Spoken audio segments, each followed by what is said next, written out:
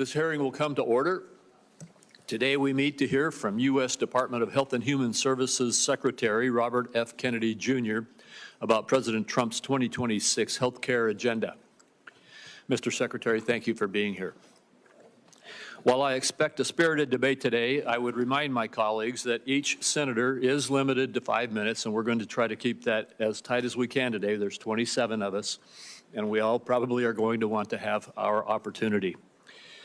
At the end of the 5-minute time frame, I will gently tap the gavel if it appears that things are starting to lapse over, and encourage my colleagues and our witness to conclude their remarks at the conclusion of this time. President Trump and Secretary Kennedy have made a steadfast commitment to make America healthy again. Under this administration, HHS has placed patients at the center of the healthcare system, empowering them with the tools and information they need to create a healthier future. We know that chronic diseases such as heart disease and cancer and diabetes are some of the leading causes of death in America. Now the department has a renewed focus on tackling the root causes of chronic disease and promoting prevention first. I look forward to exploring ways that the federal government can further align payment incentives to support healthy living and fight chronic disease. The administration has also prioritized efforts to end waste, fraud, and abuse in our federal health care programs, including through eligibility and enrollment verification. This critical work is not just about saving taxpayer dollars. It's about restoring trust and ensuring vital programs like Medicare and Medicaid are sustainable for generations to come. In July, the Centers for Medicare and Medicaid Services, CMS, announced that the agency identified 2.8 million Americans who were simultaneously enrolled in multiple Medicaid or Affordable Care Act exchange plans. Stopping this duplicate enrollment while working with states to ensure that individuals do not inappropriately lose coverage has the potential to save taxpayers $14 billion annually. CMS has also taken steps to provide states with additional immigration information to verify eligibility for federal health care programs. Preserving lifelines like Medicaid for those who are legally entitled under the law will ensure long-term sustainability. Congress has bolstered these efforts by passing the One Big Beautiful Bill. This bill enacts common sense reforms to reduce improper payments and brings needed personal accountability to the Medicaid program. These reforms will protect Medicaid and refocus the program on the most vulnerable patients, those whom the program was intended to serve. The OBBA also created the Rural Health Transformation Program, the single largest investment in rural health care in decades, to help stabilize and modernize the rural health delivery system throughout our country. These accomplishments reflect a vision for a healthcare system that is proactive, efficient, and patient-centered. While many of the issues discussed today may be partisan in nature, this committee has a deep history of bipartisan healthcare accomplishments. I remain committed to partnering with this administration and Ranking Member Wyden to enact policies that realign incentives in the prescription drug supply chain, expand access to telehealth, and ensure long-term stability in our physician payment system. Mr. Secretary, I look forward to hearing from you today about the administration's efforts to make America healthy again, and how we can continue to work together to achieve this shared goal. Thank you very much. Senator Wyden. Thank you, Mr. Chairman. As the committee gathers today, the United States is in the midst of a health care calamity, the largest cuts to American health care in the history of our nation, and they are approaching like an avalanche. Last week, most of the senior leadership at the Centers for Disease Control and Prevention were fired or they resigned after refusing to bow to Robert Kennedy's unceasing crusade against vaccines. I traveled across Oregon last month, and the message was the same from one end of the state to the other. Families are confused. They're scared about who to trust about their health care. Robert Kennedy and Donald Trump have done so much to feed that mistrust. This morning, my staff, in partnership with Senator Alsobrooks' team, is releasing a report that shows the disaster of Robert Kennedy's 203 days in office. Every single day, there's been an action that endangers the health and wellness of American families. Robert Kennedy has elevated conspiracy theorists, crackpots, and grifters to make life or death decisions about the health care of the American people. Robert Kennedy's tenure is so far marked by 3 calling cards. One is chaos at federal health agencies, leaving families, doctors, and the entire nation confused and frightened. Corruption that benefits Robert Kennedy, Donald Trump, and their friends at the expense of taxpayers. And higher health costs for families. I ask unanimous consent, Mr. Chairman, to enter this report into the record. Without objection. Then there's chaos. It's been obvious from the start that Robert Kennedy's primary interest is to take vaccines away from Americans. During his confirmation process, he claimed to be pro-safety and pro-science, but his actions reveal a steadfast commitment to elevating junk science and fringe conspiracies. His agenda has not been about choices and information for families. Just last week, he threatened doctors that deviated from the new anti-science vaccine guidelines he released that make it harder for pregnant women and children to get the COVID vaccine. And then there's corruption. Robert Kennedy's bizarre statements and actions beg the question, why? Democrats on this committee answered that question months ago. Robert Kennedy can enrich himself and his allies. His family still stands to gain from class action lawsuits against vaccine makers. Now, Robert Kennedy fired every member, every single one of the group responsible for making vaccine recommendations to doctors across the country under the false pretense of conflicts of interest. Meanwhile, many of the new members of the panel are outright vaccine deniers who've appeared as paid witnesses in lawsuits against vaccine makers. Their conflicts of interest and ethics disclosures remain hidden under lock and key. On top of all this bedlam in American health care, just 2 months ago, Donald Trump signed into law the largest health care cuts in American history to pay for tax breaks for the wealthiest people and massive corporations in our country. Republicans know these cuts are going to hit communities like a wrecking ball. That's why they pushed the most severe cuts until after the election. That's why their members already introduced bills to roll back some of the cuts. Make no mistake, though, those cuts are being felt right now. We're seeing hospitals in Idaho cutting payments, hospitals and nursing homes. Providence Seaside Hospital in Oregon announced they're shutting down their labor and delivery unit. Every family is going to feel the burden of Trump care in America. Premiums are going to spike next year, especially for those who buy health insurance on their own, but the effects will be felt by those who get insurance also through an employer. Congress has an opportunity to extend the Affordable Care Act tax credits that lower the cost of premiums.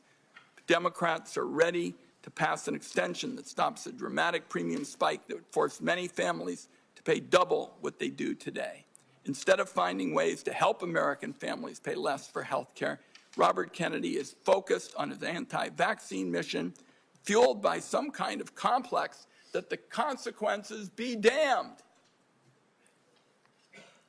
Amid this litany of corruption and chaos, the one point I have to underline is Robert Kennedy puts children in harm's way every single day in America. To my Republican colleagues, I must ask, what line must Robert Kennedy cross before some of you will also join this alarm? This weekend, under the cover of darkness, Robert Kennedy attempted to disappear hundreds of children under his care at Office of Refugee Resettlement facilities. These children here without parents or family were rounded up in the middle of the night and put on planes to Guatemala. Lawyers on the ground described unthinkable scenes. Our staff, some who are here today, were party to this in the middle of the night. And one child said to their lawyer, "Why do they want to send me back? My mom is dead and my dad abuses me. Why do they want to hurt me?" This was an actual conversation. These actions were illegal. Documents show that many of these children were in the country to escape trafficking in their homeland. Mr. Kennedy calls himself a protector of children. Some kind of rich claiming from somebody who's flown on Jeffrey Epstein's private jet on multiple occasions. I don't think Robert Kennedy should be within 1,000,000 miles of this job. Republicans on the committee had a chance to prevent the public health train wreck that Mr. Kennedy has engineered. Everyone voted for him. It is in the country's best interest that Robert Kennedy step down, and if he doesn't, Donald Trump should fire him before more people are hurt by his reckless disregard for science and the truth. I also would like to note Senator Cantwell has joined us in this effort. I hope, at the very least, Robert Kennedy has the decency to tell the truth this morning. Mr. Chairman, I have a procedural request I'd like to make at this time. It's a short one. Proceed. Thank you, Mr. Chairman. Mr. Chairman, it's unfortunate that I have to say this, but this is a witness who has lied to members of the Senate Finance Committee. In response to over 35 written questions, including from me, he said, and I quote, that he would do nothing as HHS Secretary that makes it difficult or discourages people from taking vaccines. That was clearly not true. His unprecedented unilateral actions to restrict access to COVID vaccines, that alone proves it. He tried to fire the Senate-approved CDC director after she chose the truth over what I consider his delusions. His prepared testimony even today includes the debunked lie that 500,000 children disappeared under the Biden administration's watch, a lie that the Trump administration is using as a pretext to hunt immigrant children and their families. So, my request, Mr. Chairman, and I think it is unfortunate that I have to do this, but given the unprecedented nature of the witness's behavior, I would ask now that the committee formally swear in Robert Kennedy as a witness. Senator Wyden, I will personally object and will reject your request.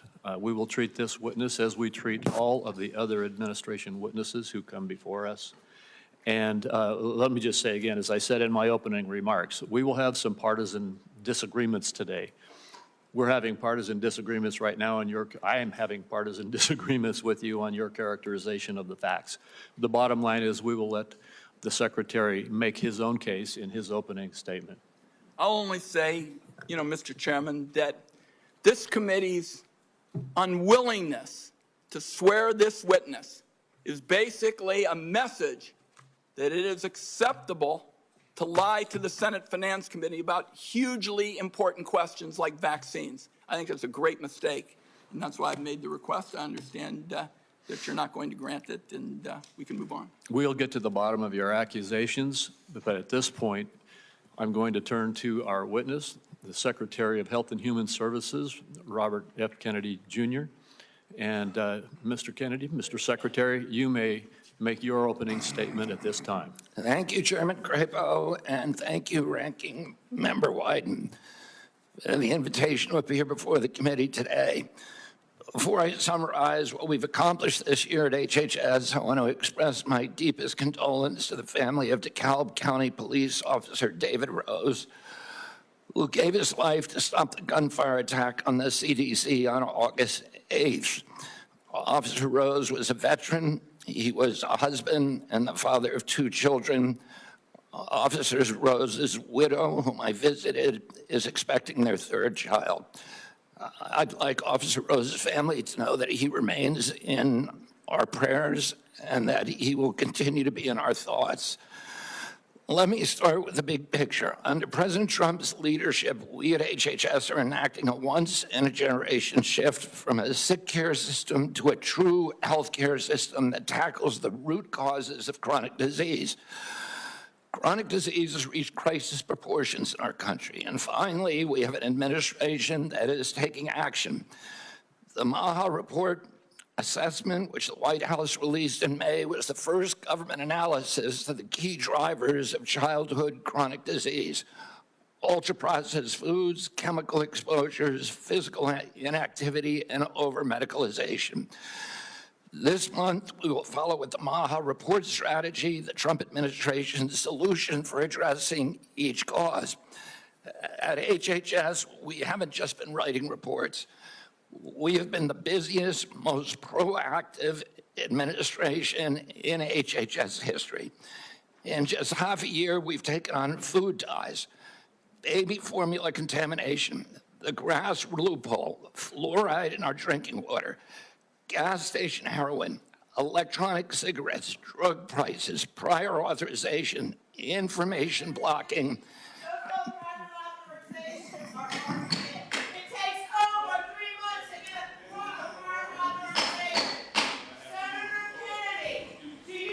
The committee will come to order.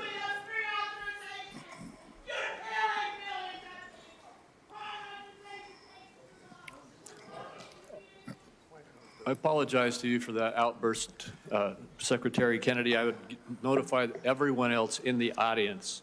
Comments from the audience are inappropriate. If there are any further disruptions, the committee will recess until the police can restore order. Mr. Secretary, please proceed. As I was saying, prior authorization, information blocking, and healthcare interoperability. We're ending gain-of-function research, child mutilation, and reducing animal testing.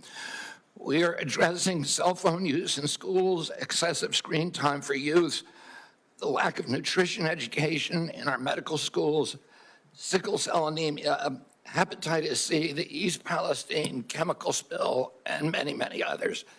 At FDA, we are now on track to approve more drugs this year than at any time in history.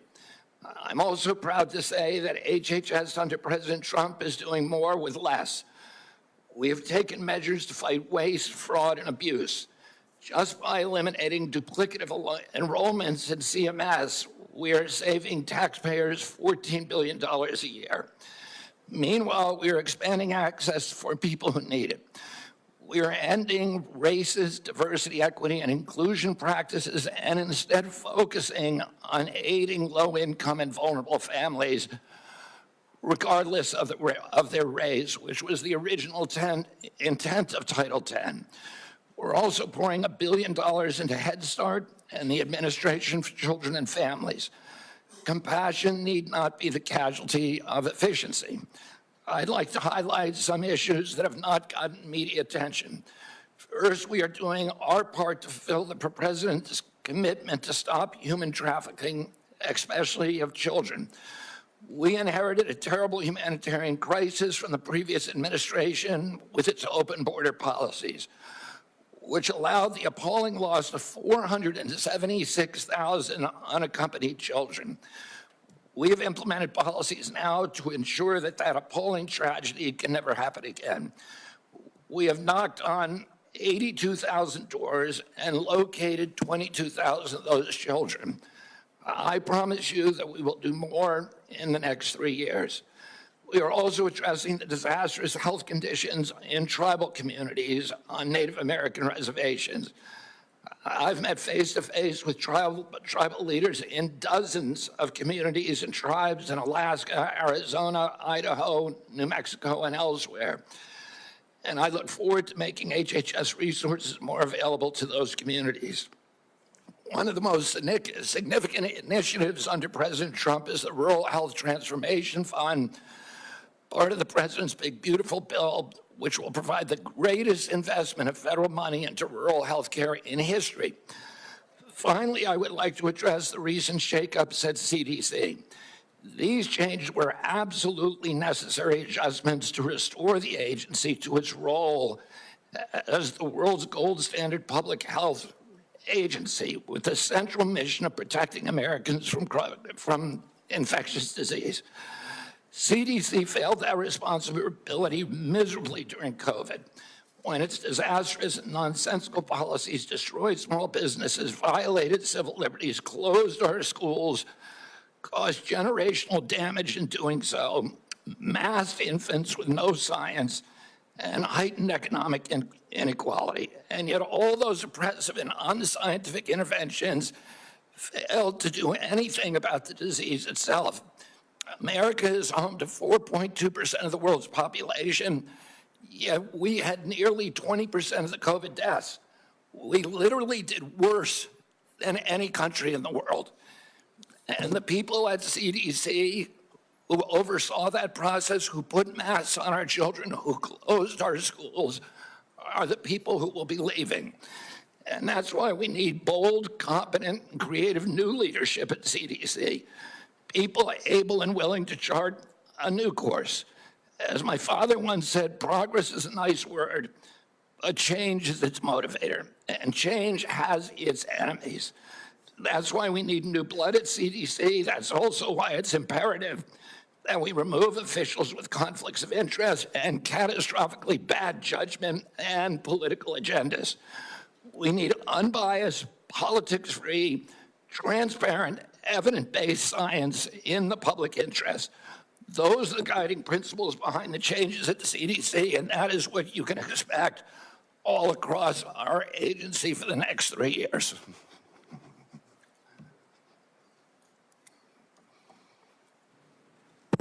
Thank you very much, Mr. Secretary. I'll begin with the questioning. And one of the first things I'd like to talk to you about is actually something that is under the auspices of CMS. And I spoke with Dr. Oz last night about this. I'm sure you're very familiar with it, though. And that is that in the One Big Beautiful Bill, there's a lot of attacks right now going on publicly about hospitals are in trouble. And the blame for that is placed on the bill, even though the bill hasn't even been implemented yet.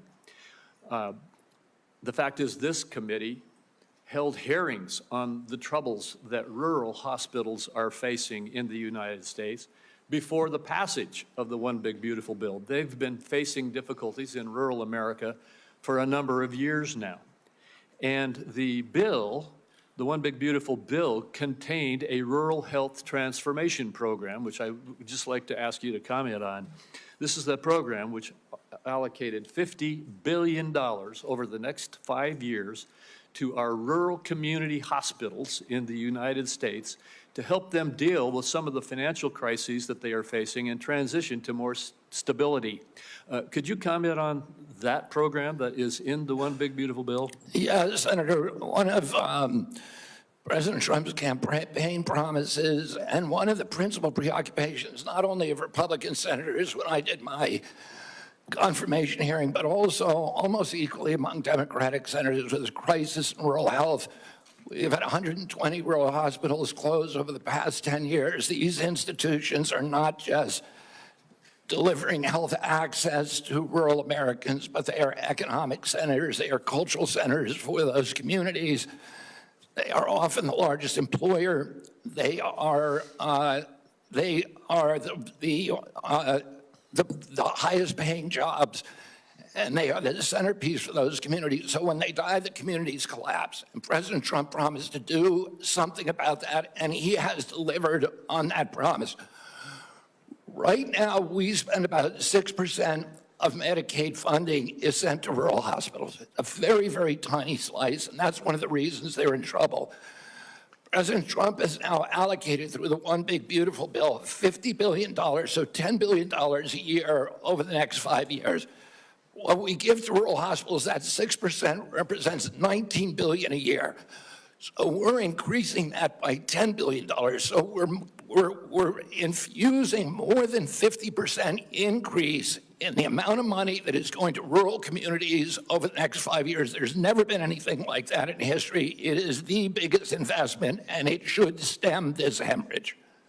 Well, thank you. I appreciate your giving clarity to that, because it is frustrating to see these continuous allegations that the difficulties that our rural hospitals are facing all were created in the last few months when we passed a bill, when we've been holding hearings in this committee about these problems. And in the bill that we passed, we gave a $50 billion boost to, as you indicated, increase by 50% the federal support for our community rural hospitals in the United States. And I think that the hospital owners understand that. They recognize this support. In fact, they are coming they're coming together very carefully with Dr. Oz to work on the rollout of this program so that we can see this boost and this support that is coming. Just another one of the disagreements we have about what really was in the One Big Beautiful Bill. So I appreciate you commenting on that. In the last minute and 10 seconds that I have with you, Could you just quickly talk once again about the broad issue of making America healthy again in terms of our aim to change the healthcare system's focus from a reactive symptom management model to one that focuses on lifestyle choices and the root causes of chronic disease? Yes, Senator, this morning I got the latest numbers from CDC that 76.4% of Americans now have a chronic disease. This is stunning. When my uncle was president, it was 11%. 1950, it was 3%. Today, it's 76.4%. 8 out of 10 of our kids cannot qualify for military service. This is a national security issue. When my uncle was president, we spent $0 on chronic disease. Today, we spend $1.3 trillion. It's the biggest cause, it's increasing. And all of the arguments that Republicans and Democrats have about single payer, Obamacare, or the various ways of allocate the health dollars, they're all like rearranging deck chairs on the Titanic. If we don't end this chronic disease, we are the sickest country in the world. That's why we have to fire people at CDC. They did not do their job. This was their job to keep us healthy. Thank you, And Mr. I need to fire some of those people to make sure this doesn't happen again. Thank you, Mr. Secretary. I have to cut myself off to make sure I keep to this time frame too. Senator White. Thank you very much, Mr. Chairman. I've made it clear. I think that Secretary Kennedy is dead set on making it harder for children to get vaccines and that kids are going to die because of it. And Mr. Chairman, I'd like to put in the record today an op-ed written by Susan Monarez, who was fired by Mr. Kennedy. Without objection. So what we know, and Dr. Monarez, was approved by Republicans. She wrote an op-ed today in the Wall Street Journal, which I've just put in the record, and I quote her.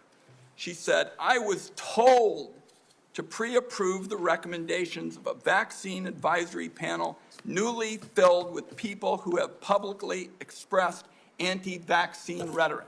So this is not some liberal philosopher or something. This is the CDC director who tells the Wall Street Journal, which is not exactly interested in progressive, theories and the like, that she was told to pre-approve the recommendations of a vaccine advisory panel filled with people who've publicly expressed anti-vaccine rhetoric. So my first question, Mr. Secretary, is did you in fact do what Director Monarez said you did, which is tell her to just go along with vaccine recommendations even if she didn't think such recommendations aligned with scientific evidence? That is No, yes. I did not.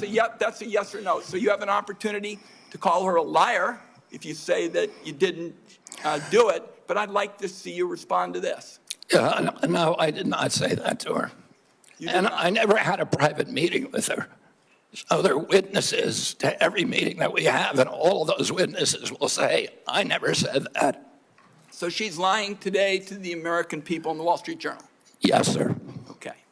Let's talk now about what's coming up, because I've made it clear what I've thought about the 203 days with my colleague, Senator Also Brooks. In 2 weeks, CDC's Advisory Committee on Immunization Practices will meet to make decisions about critical vaccines that protect us against hepatitis B, measles, and more. The committee's got a profound impact on vaccine access, but these aren't ordinary meetings. You've stacked the deck to ensure the panel bends to your views. In June, you fired all 17 committee members who are respected scientists and doctors. You replaced them with non-experts, vaccine skeptics, and conspiracy theorists. As a result, this critical advisory panel has lost scientific credibility. After years, colleagues, we spend so much time not looking at this as Democrats and Republicans, but as good science and scientific credibility. And now the American Academy of Pediatrics has warned that the committee is being politicized at the expense of children's health. American Academy of Pediatrics, you think they're lying too? I think the American Academy of Pediatrics is gravely conflicted. They get their biggest contributors are the 4 largest vaccine makers. They run a journal, Pediatrics, which they make a lot of money on, that is completely dependent on pharmaceutical companies. So I wouldn't put a big stake in what they say that benefits pharmaceutical interests.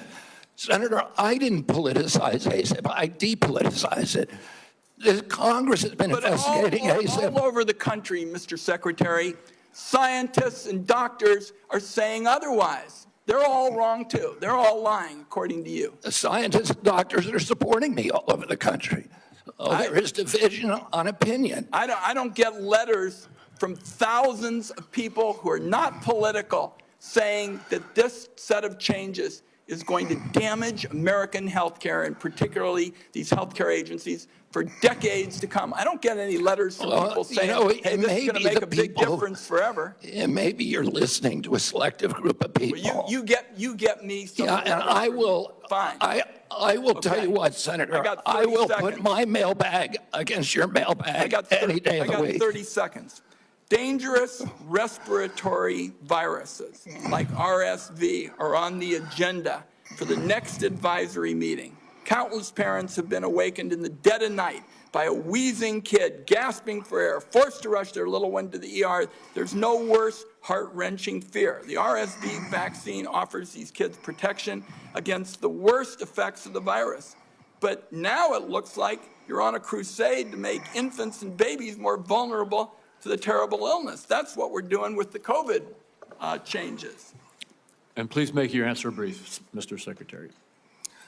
I've said that. The position is indefensible. I think it's possible. Congress has been investigating that committee for 23 years because it is pervaded with conflicts of interest. What we did is we got rid of the conflicts of interest, and we depoliticized it and put great scientists on it from a very diverse group. Let me close with very pro-vaccine. Let me close with this, because like Senator Crapo, I'm a few seconds over. I don't think, Mr. Secretary, this is about you and me. This is about kids being pushed in harm's way by reckless and repeated decisions to get scientists and doctors out of the way and allow conspiracy theories to dictate this country's health policy. I don't see any evidence that you have any regrets about anything you've done or plans to change it.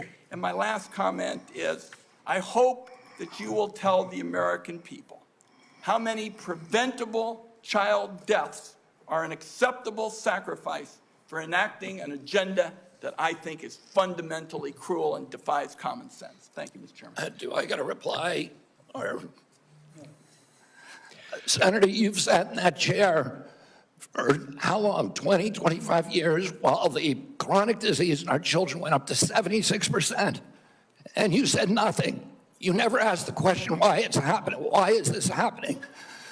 Today, for the first time in 20 years, we learned that infant mortality has increased in our country. It's not because I came in here. It's because of what happened during the Biden administration that we're going to end. I'm going to let Senator Wyden respond briefly to that, and then we're not going to go over like we just did. Defend this committee on a bipartisan basis. Colleagues, my cabinet secretary says that we have no interest in chronic care. Mr. Secretary, Mr. Chairman, could we have regular order, please? We are in the process of turning around the Medicare program with the chronic care bill that Chairman Hatch, when he was chairman in this committee, put together on a bipartisan basis. All right, we're going to proceed.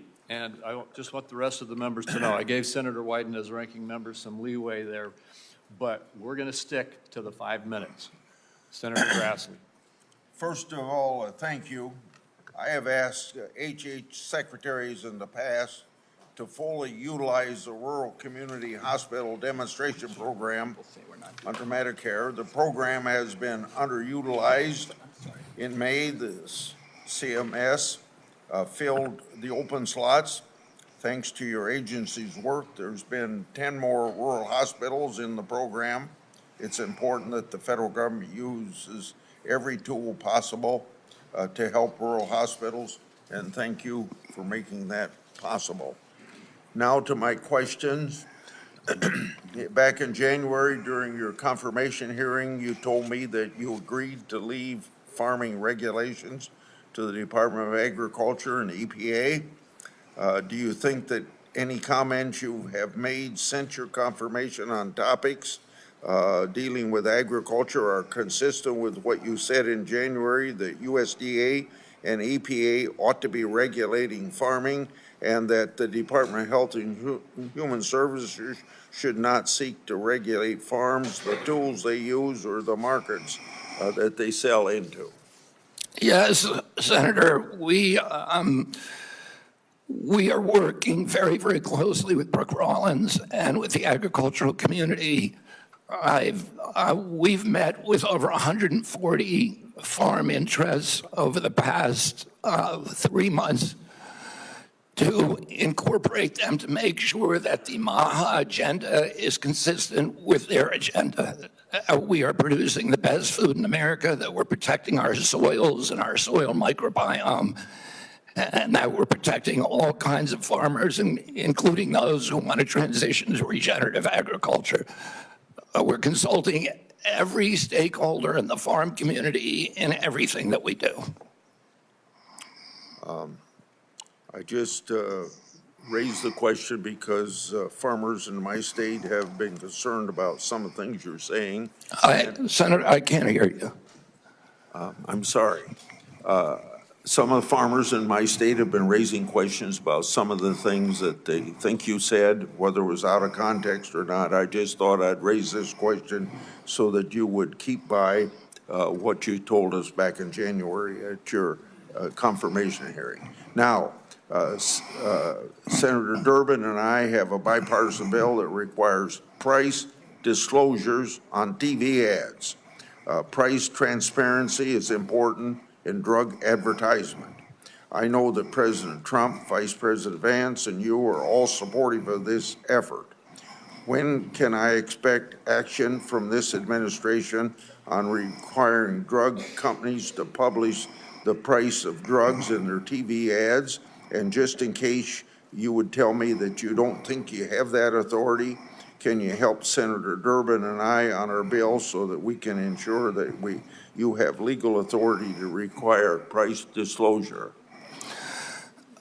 Senator, I think it would be good for us to talk about this offline. We are working on this in our agency, and I'm happy to give you the details of what we're doing. Okay. I've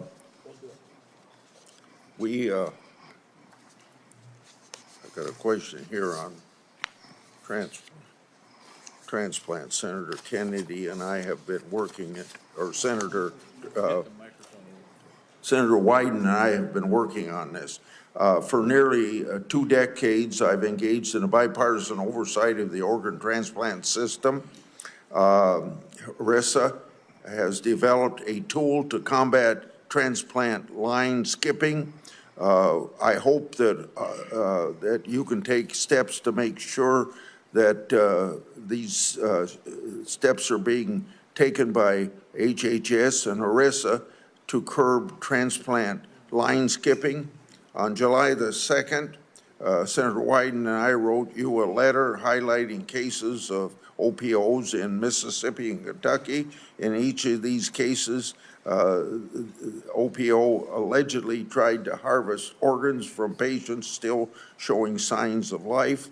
I expect you to take steps through these organizations to ensure that this doesn't happen again. We have mounted a major investigation of misconduct, of illegal behavior, of organ harvesting, of living people, of line skipping, of favoritism, of all kinds of scandalous behavior inside the organ procurement organizations. We have already ended the contract, terminated the contract to the sole source provider. We are reorganizing the entire industry so that this can never happen again. I'm happy to go into the details with you if I had more time. Thank you. Senator Cornyn.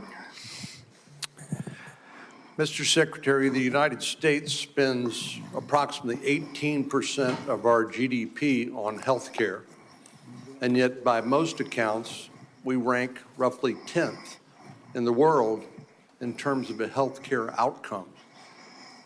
Our Democratic colleagues seem to think the more money you spend, you're necessarily going to improve those outcomes. But at the same time, we have the two major drivers of our national debt, Social Security and Medicare, while we spend more money on interest on the national debt than we do on defense of the nation, which is an unsustainable trajectory. What is it that you're doing to address the effectiveness and the outcomes of our healthcare expenditures as opposed to just throwing more money at the problem?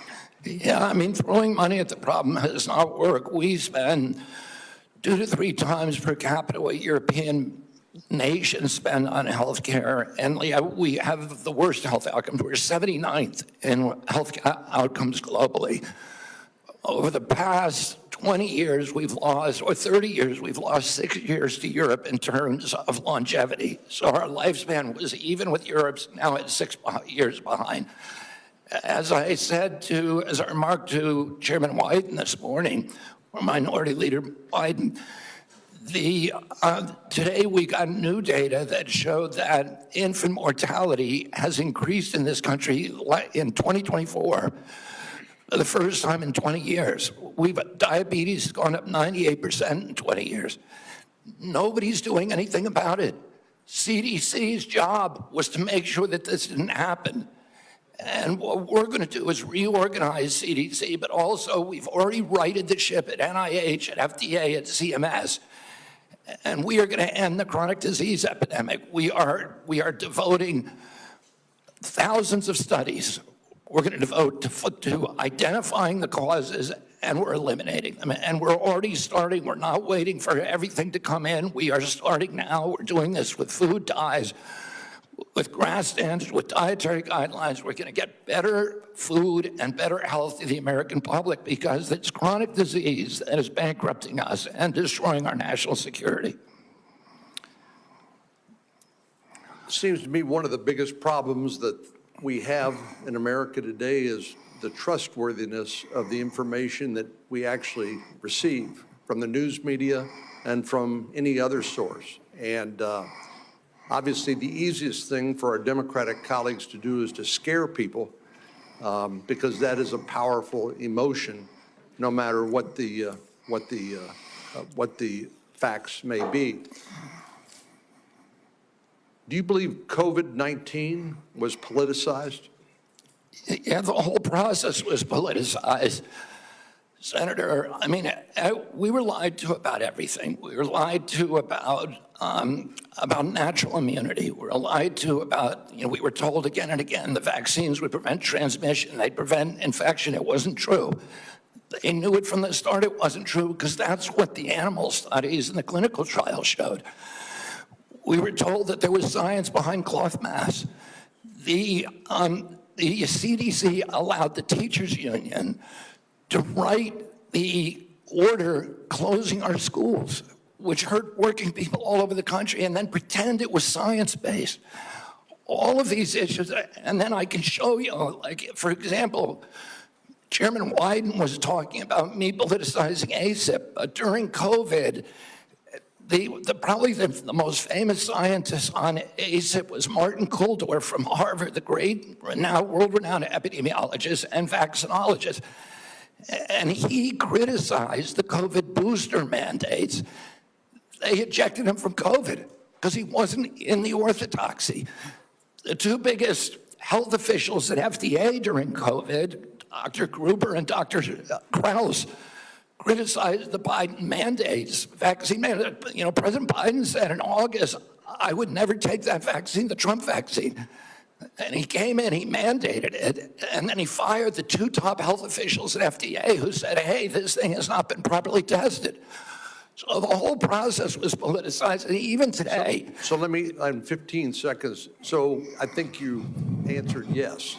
It was politicized. And I have concerns that when you look at some of the conflicts of interest in peer-reviewed articles in professional journals, and when you point out that even some of the physician associations are conflicted because of the money they get from the pharmaceutical industry, are you committed to trying to make sure that we use the best science separate and eliminate politics as much as possible. That is what my job is. That's what my mission is. Eliminate the politics from science. Senator Bennett.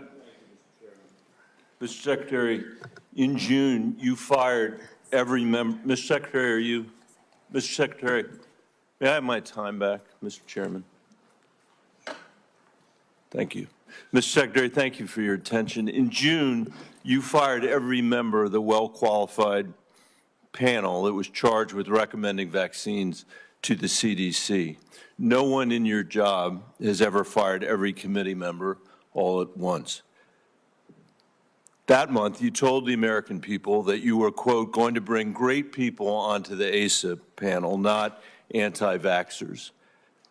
Are you aware that one of the people you put on the panel, Dr. Robert Malone, claimed that the commonly used mRNA vaccine, quote, causes a form of AIDS and can damage children's, quote, brains, their heart, their immune system, and their ability to have children in the future? Yes or no, Mr. Kennedy? And Dr. Malone is one of the inventors. Yes or no? Yes or no? Were you aware that he had that view when you appointed him to this panel? Dr. Malone is one of the, as I said, Dr. Malone is one of the inventors of the mRNA That's fine. vaccine, That's not so he knows a lot more about it than I do. Mr. Chairman, that statement is not true that Dr. Malone made, just as it wasn't true when you wrote that, quote, African AIDS is entirely different from Western AIDS.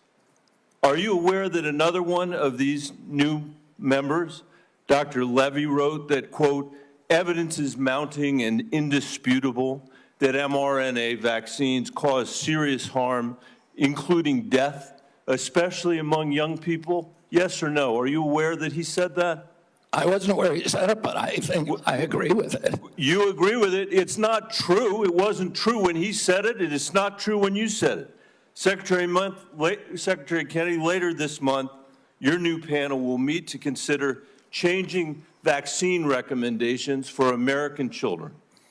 In addition to the COVID-19 vaccines, they are set to review recommendations for the hepatitis B vaccine, for measles, for mumps, for rubella and varicella vaccine, and the RSV vaccine. These are common back-to-school vaccinations for children all over the industrialized world.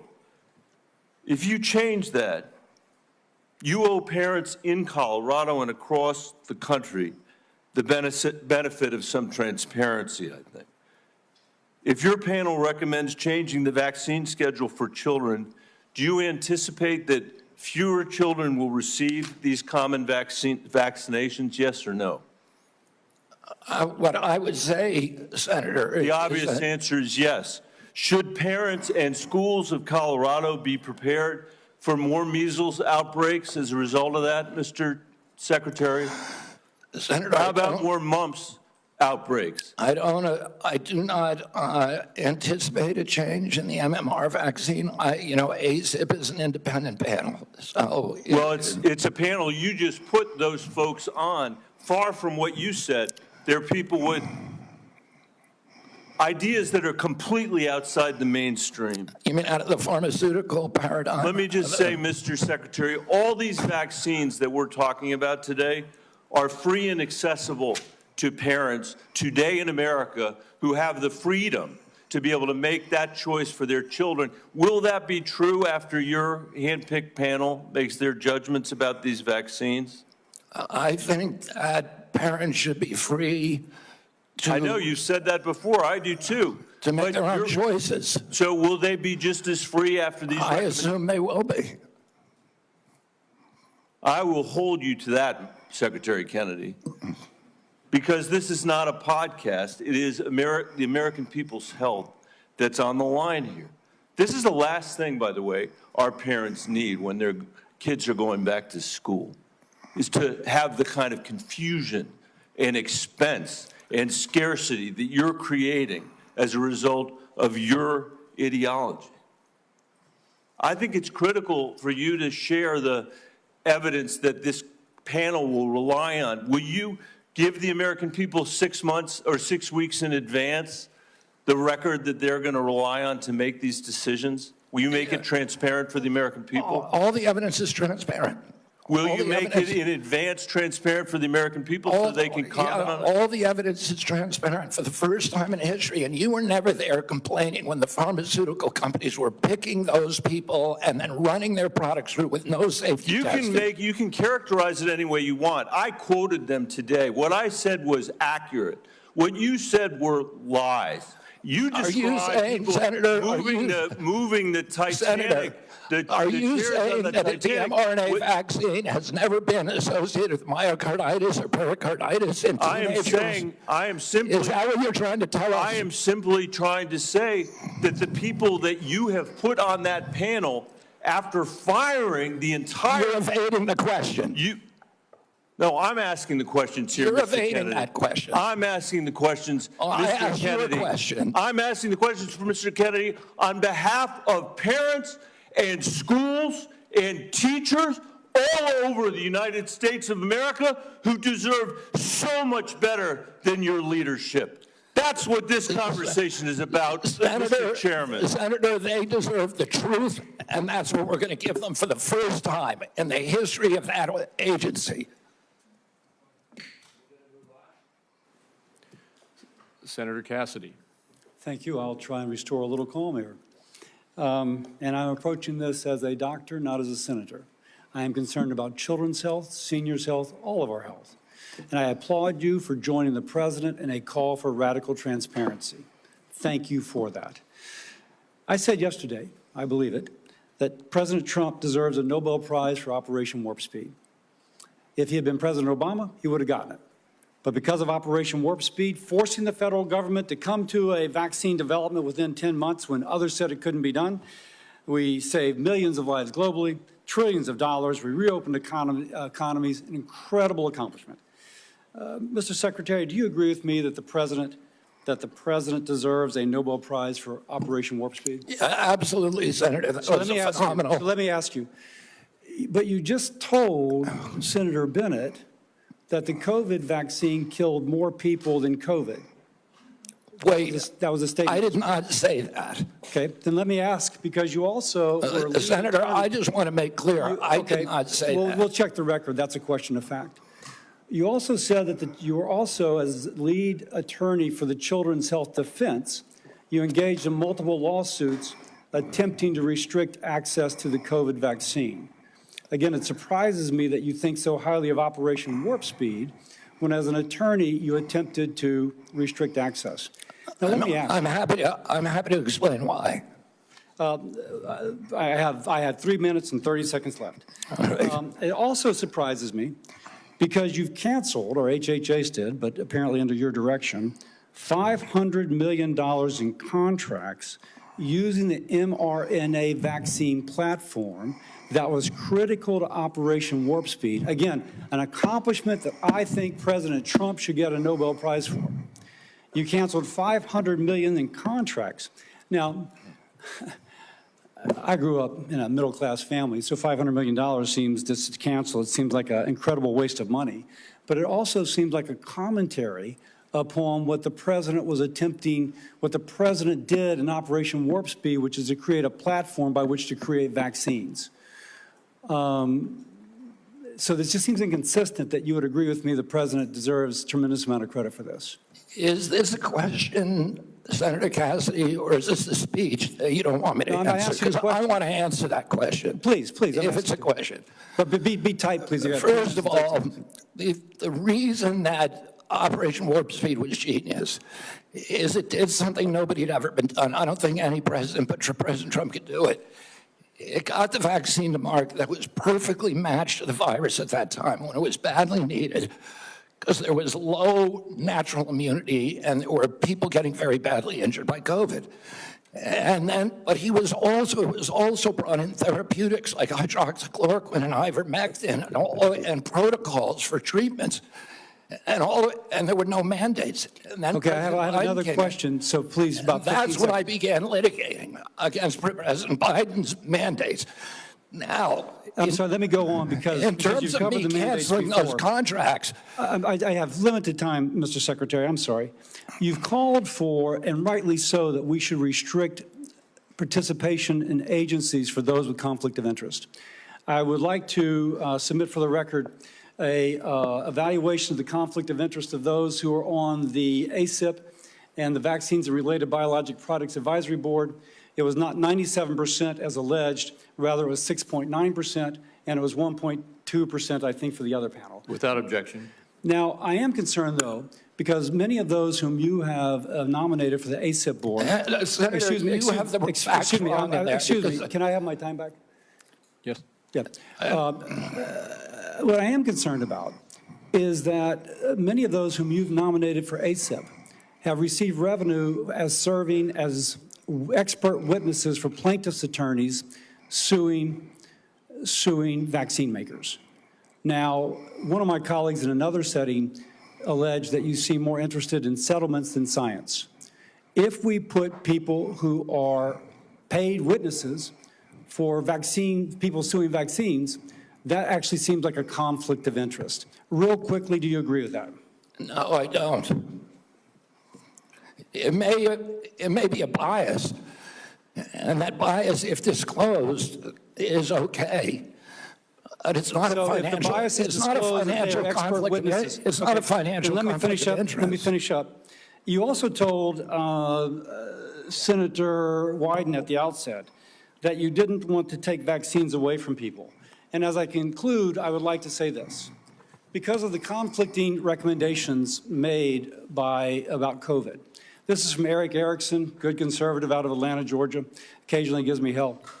My wife has stage 4 lung cancer. She is one of the people the COVID vaccine actually helps. Thanks to the current mess at HHS, CVS is unable to get her a vaccine. Secondly, an email from a physician friend of mine. Hey, Bill, I'm not even sure what I'm asking you, but we're all confused and concerned about who can get the COVID vaccine. We are having our attorney try and render an opinion, but there's no firm guidance and concern about liability if vaccines are given to a patient who requests it, but not on the current CDC list.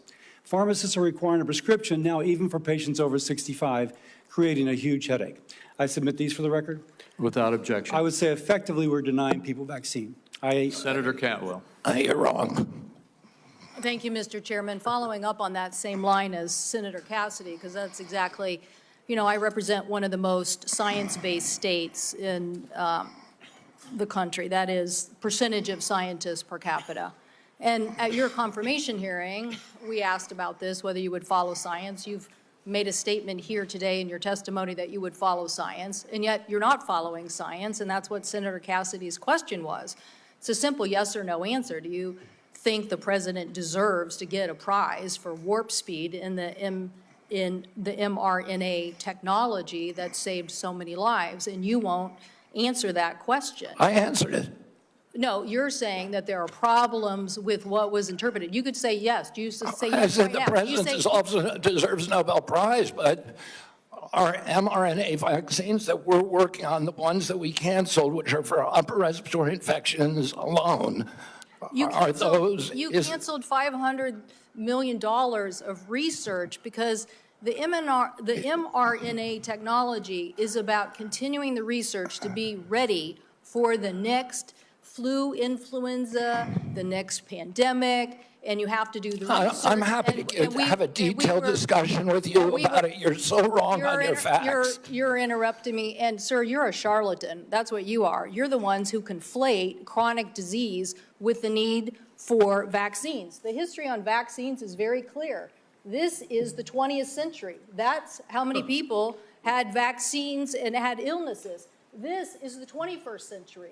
This is the decrease, 99% down to 100%.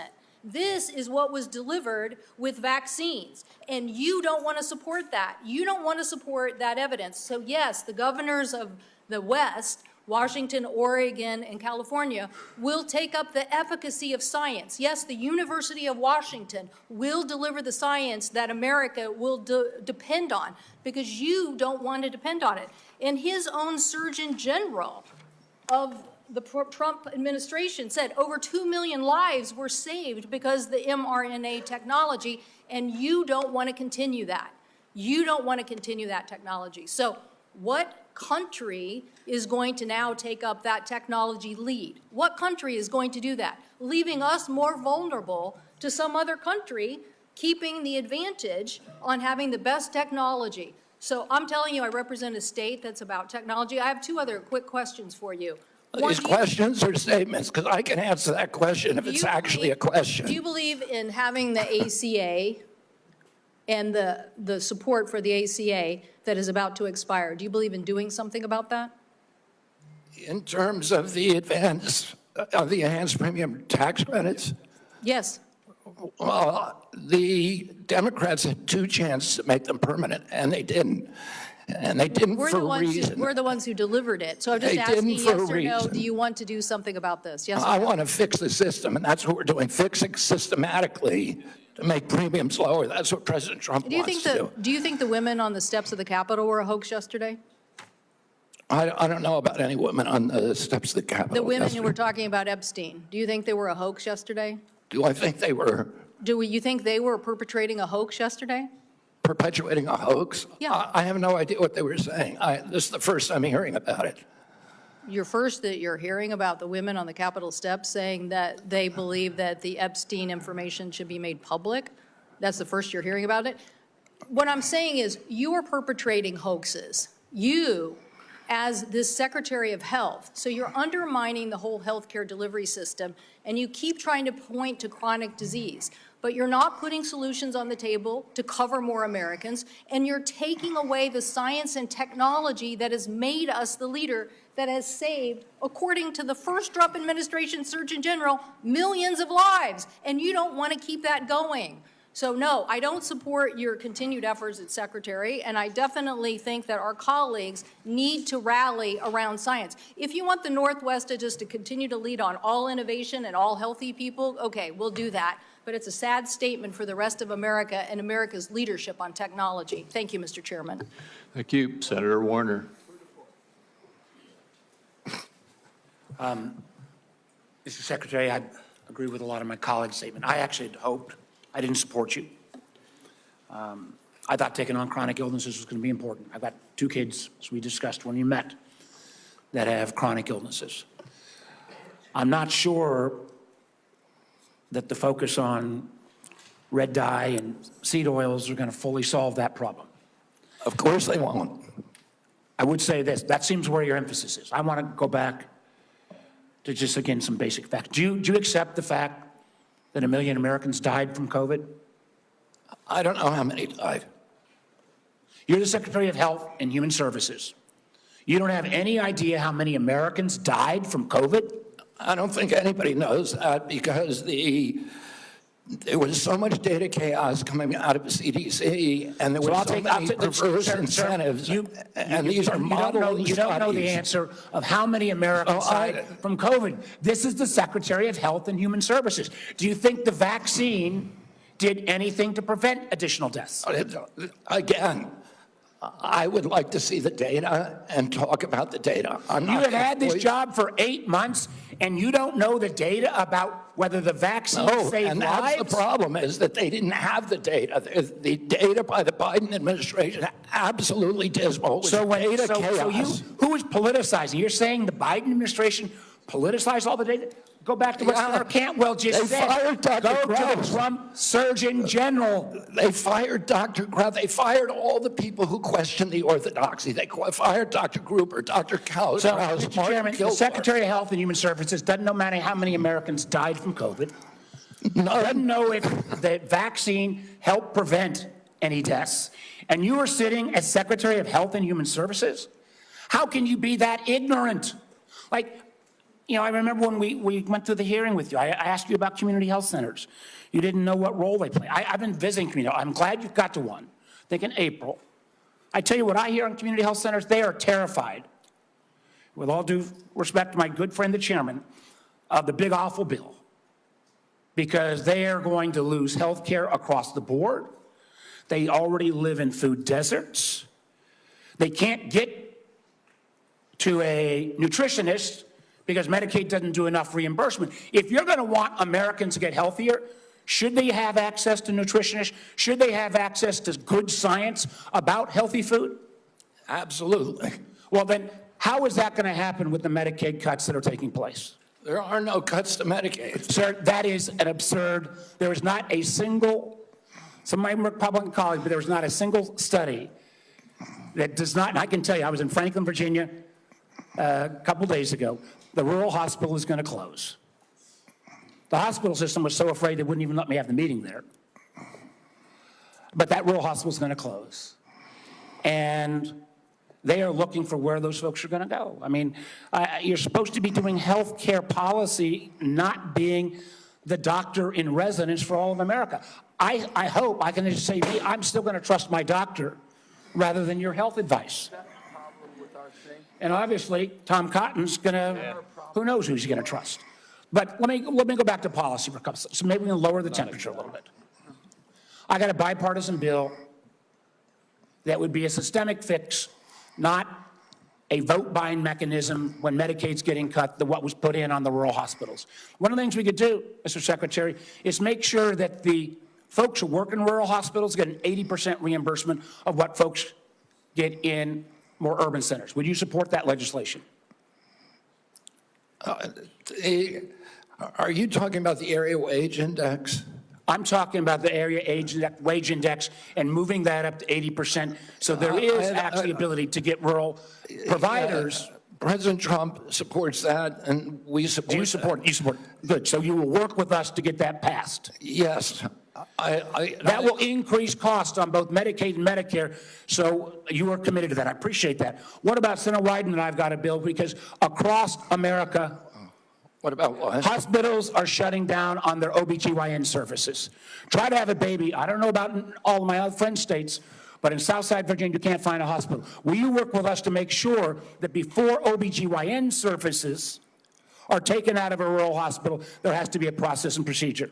I'm happy to work with you on that, Senator, meet with you and see if we can work with you on it. I don't know exactly what the issue is. Well, again, the Secretary of Health and Human Services, who has said he doesn't know how many people died from COVID, doesn't know if the vaccine saved lives, doesn't understand the issue that OBGYN doctors are fleeing rural America because they can't afford it.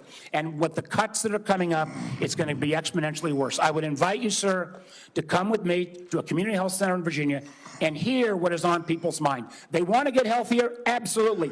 Count me in. But they also don't want their basic health care removed. Thank you, Mr. Chairman. Senator Langford. Mr. Chairman, thank you. Secretary, good to see you again. As I traveled around Oklahoma during August, it was great to be able to be home. I had several folks that contacted me. We had some great meetings with some rural hospitals as well. They're looking forward to the $50 billion for the One Big Beautiful Bill that is targeting towards rural hospitals, starting with $10 billion next year. I know you're quickly getting all the instructions out on that. We know that's in process. It was good to be able to visit with them, to be able to talk about that. They're very pleased. Thanks for the work you're doing on that. I also met with some of our groups that do incredible medical research on this. I know the NIH grants were held for a while and being studied. Those have been released, and grateful to be able to see that, because there's some amazing medical research is happening, including some longitudinal studies. And they need those dollars released, so I appreciate y'all getting those released out there. I did hear from a lot of our folks, and I want to talk about one of these issues. From a lot of our hospitals, they immediately raised the issue of Medicare Advantage plans and how they're withholding payments, they're delaying payments back to hospitals, and a problem that's been for rural hospitals. I know y'all are working on that as well. We want to work with you on that. But you and I have spoken on the second issue on that, and it's the pharmacy benefit managers. During the confirmation process, it was interesting when you and I met in my office, you said every single senator brought up PBMs to you, and you made the statement during the confirmation process, this is an area that President Trump wants to take on, is the pharmacy benefit managers. This is unfinished business in this committee, but I wanted to just know, what is HHS doing at this point on the PBM issue in particular to make sure we're not driving out rural pharmacies, and what we can do to be able to make sure that's fair? I mean, it's a priority for the president. He talks to me about it, I would say, at least once a week, sometimes at 11 o'clock at night. And we've met with the PBMs, and we are in talks with them. We're also in MFN talks with the pharmaceutical companies who are also very interested in reducing the cut and getting transparency among the PBMs. And the PBMs have committed to us to transparency, to some protocol that will guarantee transparency. And then the part of the MFN negotiations would include direct-to-consumer marketing, which would eliminate the middleman. So I think we're doing a lot on PBMs. Okay, that'd be very helpful to be able to see. It'd be very helpful for consumers across the country on this. You and I spoke as well, and you've made public statements on this, and the FDA commissioners made public statements on the issue of reviewing the safety issues of mifepristone. Your comments early on were every drug needs to be treated the same, needs to look at the same, and not have political biases and how things are actually examined. There were a lot of changes on the allocation of mifepristone for elective abortions under the Biden administration.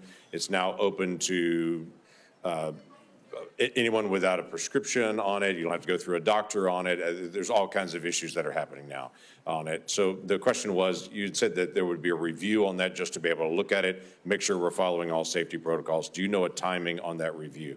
I can't give you the exact timing. I talked to Marty McCary about it yesterday, and he said it is progressing apace. We're getting data in all the time, new data that we're reviewing.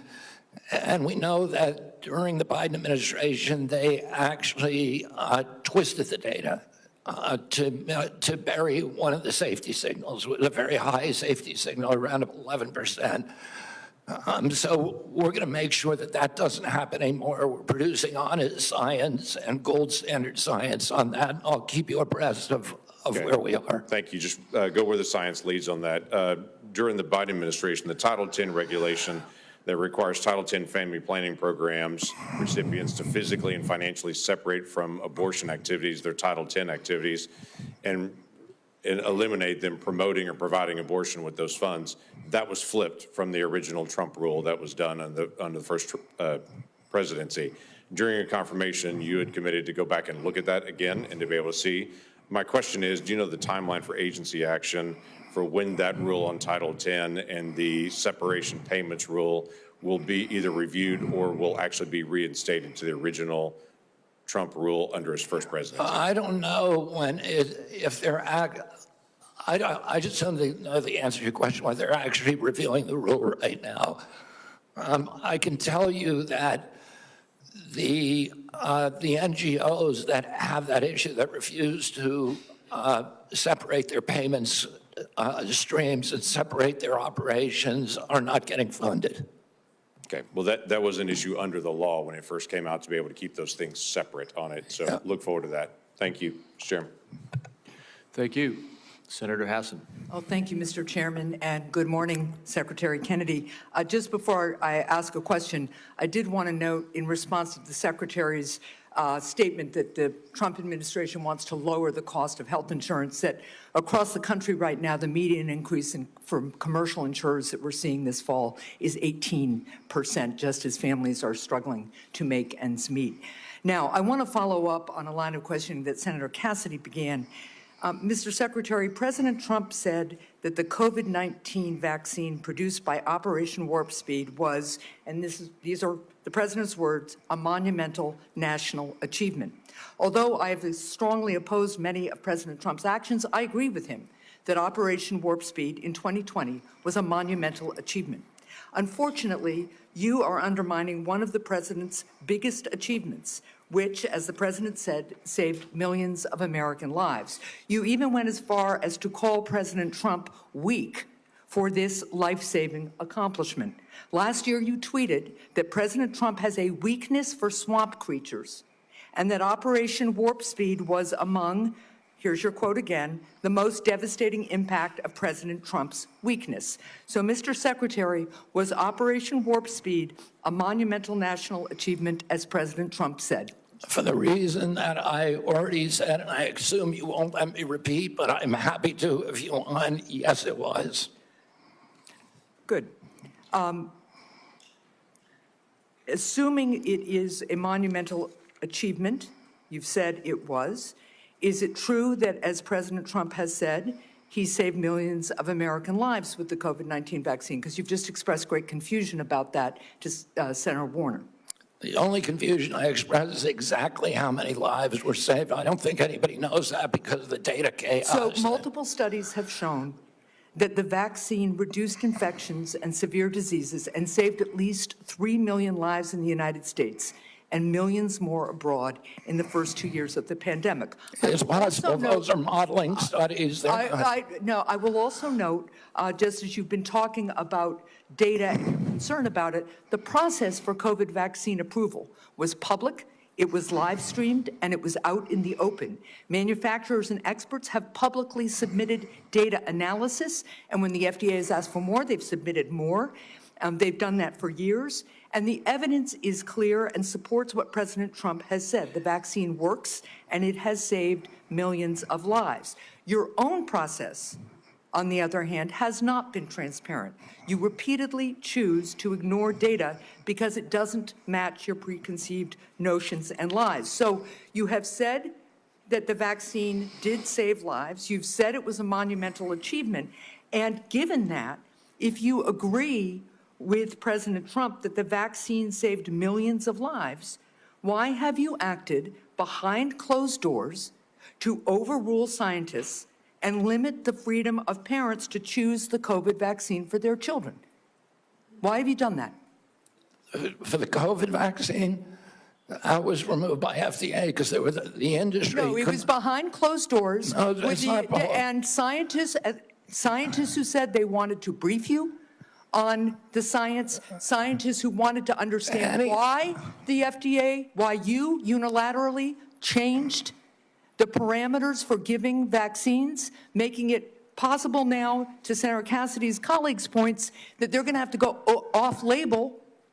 This is crazy talk. You're just making stuff up. To prescribe a vaccine for children. I'm not making things up. Do you know how the FDA approval process works and what happens? Yeah, I know exactly. Do you know what an off-label prescription is? I know exactly how it works. I know exactly how it works. So why behind closed doors? It's not behind closed doors. The industry makes the studies, and they could not provide a study that said that it is effective for healthy kids. So when have you produced the data that you relied on and that this FDA relied on to change those parameters? You did it behind closed doors. No, the data is all public. Now parents who decide that they do want their children to have You're just COVID vaccine. making stuff up, Senator. I'm not You're making just stuff up. making stuff up. You know, sometimes when you make an accusation, it's kind of a confession, Mr. Kennedy. So let's just settle with this. So here's what's going to happen. To Senator Warner's point, to the parents who are concerned all around the country, to people who want to get the COVID vaccine this fall, even if they're under 65, because the boosters have worked, there's been much less serious disease, people do not have the same level of threat and risk from COVID that they used to because of these vaccines. People who want to exercise their freedom of choice are being denied that. No, they aren't. Everybody can get the vaccine. Because you are citing data that you won't produce to the public. You're just and you making are things up. rejecting You're science. making things up to scare people, and it's a lie. Anybody can get that. With respect, I do not think I'm the one making things You up. are Thank you, lying Mr. Chair. right now, Senator. Senator Barrasso. Thanks, Mr. Chairman. Mr. Secretary, thanks for being with us today. I believe one of President Trump's greatest achievements was his bold and successful actions on COVID. When faced with a global pandemic, he didn't back down. He was determined to find a cure, and through Operation Warp Speed, a vaccine was developed that distributed quickly, safely, effectively, and I believe it saved many, many lives. I think it's a model of American ingenuity and public-private partnership.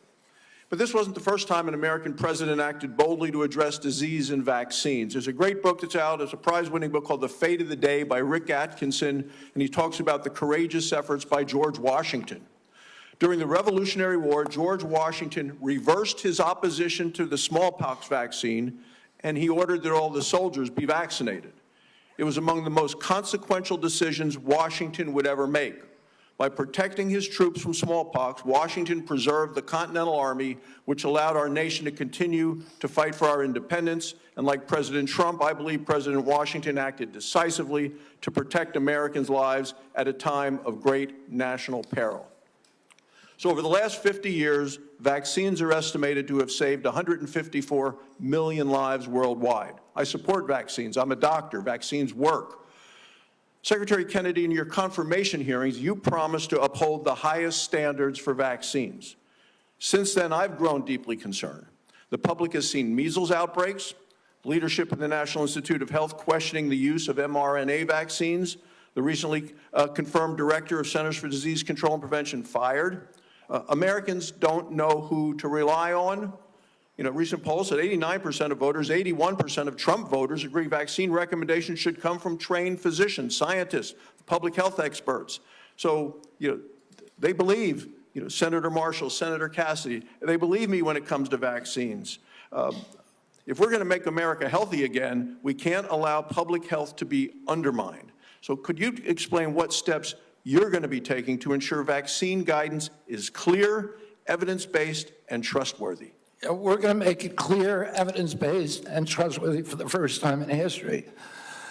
For most, right now, you know, when I was a kid, I got 3 vaccines, I was fully compliant.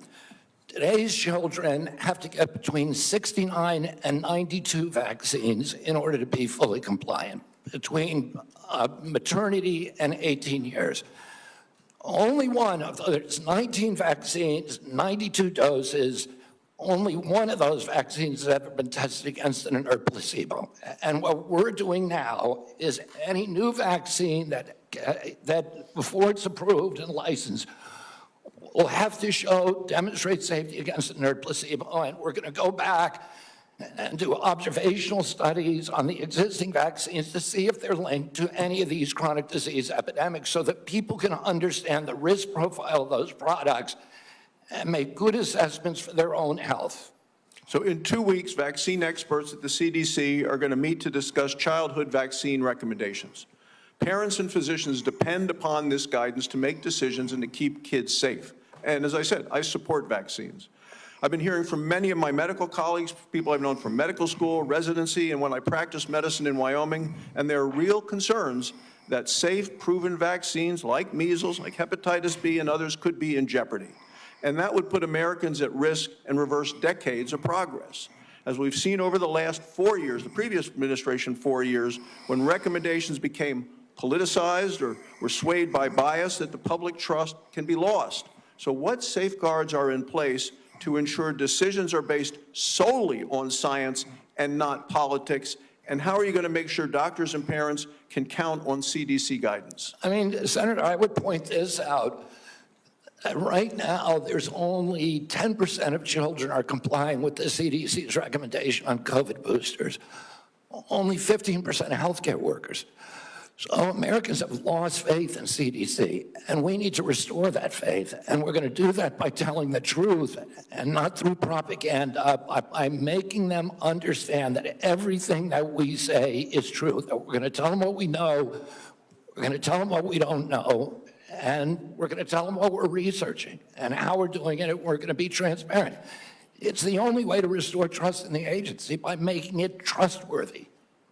Thank you. Finally, with chronic diseases like you, I'm committed to addressing our nation's growing rate of chronic diseases. I think if we're going to make America healthy again, we need to support rural primary care providers that play a role. As a rural physician, I want to make sure we can prevent and manage chronic diseases in their communities, and I ask for you to continue to work with us specifically with regard to rural health.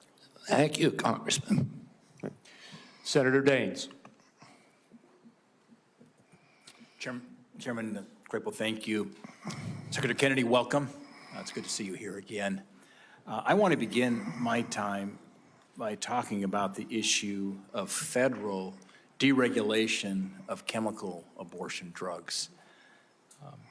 Since mifepristone was approved in 2000, 25 years ago, the FDA has steadily stripped away safeguards related to this drug, no longer requiring a doctor's prescription, no follow-up visits, no adverse event reporting, and now allowing it to be sent through the mail. Earlier this year, there was a new study that analyzed 865,000 real-world insurance claims and it found that nearly 11% of women experienced a serious adverse event within 45 days of taking mifepristone. To put that in perspective, that is 22 times higher than the FDA's long-standing estimate of less than 0.5%. While these findings alone are shocking, my conversations with those in the medical profession, credible medical professionals, lead me to believe that even this study may indeed underrepresent the scale of the problem. For years, we've heard the misleading and frankly very harmful lie that's being sold to women that this drug is, and I quote, safe as Tylenol. These lies sadly have real-world consequences. Just last year, 2 women died as a result of taking chemical abortion pills because they were able to access them without appropriate medical oversight. And by the way, that's all allowed by the FDA. Mr. Secretary, I am grateful that you and FDA Commissioner McCary have already begun the process of reviewing this new data on the safety of mifepristone. We talked about this during your confirmation hearing. My question is, could you provide any update on the status and the scope of that review and whether the FDA intends to replicate studies like the one that I referenced? I think those are, I don't know if they're going to do an insurance claim study. That's one way to do it. I don't know exactly whether they're doing epidemiological studies or observational studies. I don't know exactly what they're doing, but I know I talked to Marty McCary about it yesterday, and he said those studies are progressing and that they're ongoing. So I will keep your office informed at every stage. Thank you. And I've had a really constructive conversation with the FDA Commissioner as well, McCary. And I mean, here's a very smart, data-focused, sincere type of leader. And we had a really good conversation. I want to encourage those conversations with you, Mr. Secretary, and that there's a follow-up here to make sure that the data that we now have exposed will be studied by the FDA and the appropriate actions considered. Given the legitimate safety concerns surrounding mifepristone and your actions to roll back other COVID emergency measures, will you repeal the COVID-era telemedicine allowance, given that we're repealing these COVID-era regulations and emergency measures? Would you repeal the COVID-era telemedicine allowance for chemical abortion drugs and restore the requirement for an in-person doctor visit? Senator, I need to get back to you on that. I don't know if the White House has yet taken a position on that. We will get back to you this week about that. Okay, all right. Thank you. I want to close with a quick Montana question. Earlier this week, the state of Montana submitted a Medicaid demonstration waiver application to CMS to strengthen the state's Medicaid expansion program. This waiver seeks to require community engagement and enhance cost sharing for working-age, able-bodied adults enrolled in the program. I applaud our governor, Gianforte, and Director Brereton for their proactive leadership in this space. My question is, Mr. Secretary, could you commit that CMS will work quickly in its consideration of Montana's waiver application? Absolutely. It sounds like the kind of waiver that we're looking for. Okay, thank you, Mr. Secretary. Thank you, Senator Johnson. Thank you, Mr. Chairman. Secretary Kennedy, first of all, thank you for your willingness to serve and for putting up with this abuse. 5 minutes is even close to refute all the falsehoods that have been confidently spewed during this hearing. We'll talk about real data here, okay? Well, first of all, thank you for breaking the logjam of information of HHS. My committee's got now over 8 million pages of information. Just in the first tranche, by the way, what we discovered is that CDC, somebody in the federal health agencies, this interagency communication, hid the signal. They admitted there was a signal on myocarditis, and they hid it. They didn't warn the public. They didn't warn doctors. So that's just one instance of corruption and lies told by the CDC. We've got a lot of others we'll be rolling out, okay? So we held our first hearing and permanent subcommittee investigation on that hiding of the signal of myocarditis. We've heard a lot of studies, okay? As I've looked into science, it's been thoroughly corrupted. Here's data, and I'd like to enter this sheet into the record. I've been publishing this chart for, since really early 2021, when I'm on, for example, talk radio shows and they talk about this, they get deplatformed, or they were, because of all the censorship in the Biden administration. Here's the facts. The VAERS system that was touted in October of 2020, this great safety surveillance system on COVID, a few months later, when they didn't like the results, they started denigrating their own system. But VAERS shows that there have been 38,742 deaths reported on VAERS worldwide associated with the COVID vaccine. 38,742. 9,252 of those deaths occurred on the day of vaccination within 1 or 2 days. Again, I agree with you. Nobody knows how many COVID deaths were because the information was completely corrupted. Nobody knows how many lives were saved by the, I think most people, okay, if you're vulnerable, raise your antibodies, reverse severity, fine. There's not any good study on that. There's just information out there, just claims being made. This is hard evidence. And certainly what I've been advocating for are the injection injured, the childhood vaccine injured. We're going to be holding a hearing next Tuesday on a study done by a high-integrity healthcare facility that shows, that actually looked at vaccinated versus unvaccinated, very high-quality study. I'm not going to steal the thunder of Aaron Seary, who's going to be testifying on this. I think you're aware of this study that shows the vaccinated population far more prone to chronic illness than people completely unexposed to vaccines. That is just one example of how science has been corrupted by the way, the study was conducted, and when they conducted this, oh no, no matter what the results are, we're going to release this.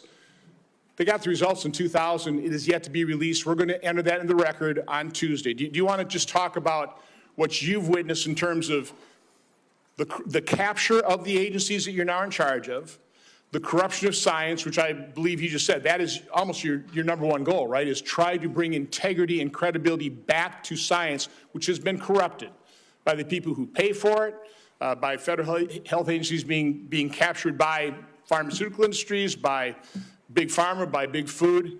I want to give you, I'm sorry, just the last minute to, first of all, defend yourself, but talk about the corruption of science that you're having to deal with and trying to correct. Yeah, I mean, I'll just tell you one example, and I could sit here and give you thousands. But in 2002, CDC did an internal study of Atlanta, Fulton County, Georgia children, and looked at children who got the MMR vaccine on time and compared those to kids who got them later. So in other words, kids who got them before 36 months and kids who got them afterward. The data from that study showed that black boys who got the vaccine on time had a 260% greater chance of getting an autism diagnosis than children who waited. The chief scientist on that, Dr. William Thompson, the senior vaccine safety scientist at CDC, was ordered to come into a room with 4 other co-authors by his boss, Frank DiStefano, who's the head of the immunization safety branch, and ordered to destroy that data. And then they published it without that fact. So you know that story, I know that story, and you know of hundreds of stories like that. It happens all the time. We are being lied to by these agencies, and we're going to change that right now.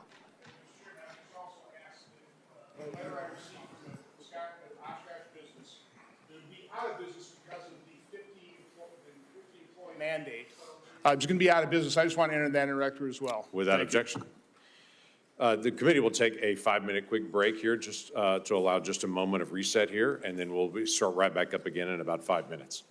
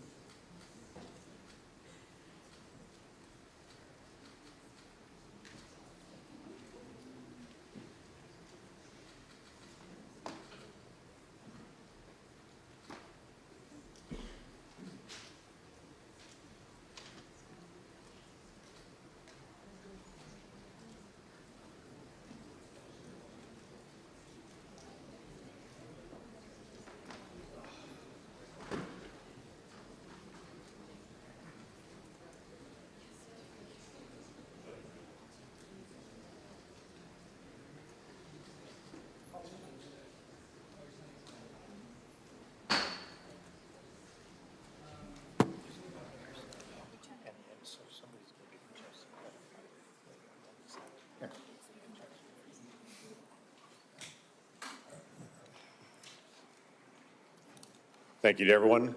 Committee is returning back from recess on this. Senator Whitehouse is recognized for questions. Thank you, Chairman. Mr. Secretary, I want to talk to you about Rhode Island. When you were last sitting there, here's what I said to you. I want to read it back to you because I want it to sink in. CMS has for years maintained a reimbursement system that the bureaucracy could never explain, never justify, that persistently pays Rhode Island providers less than neighboring Massachusetts and Connecticut providers, a difference of 23 and 26% in our regional healthcare market. Rhode Island's healthcare system is bleeding out because we aren't paid what neighboring hospitals and doctors are paid. And the one act that CMS took on this issue years ago was to make it worse. I raised that with you then. I've raised it since with Dr. Oz. I've raised it with CMMI Director Sutton. I would like to get action from CMS on that. One partial avenue of relief for Rhode Island is the AHEAD program.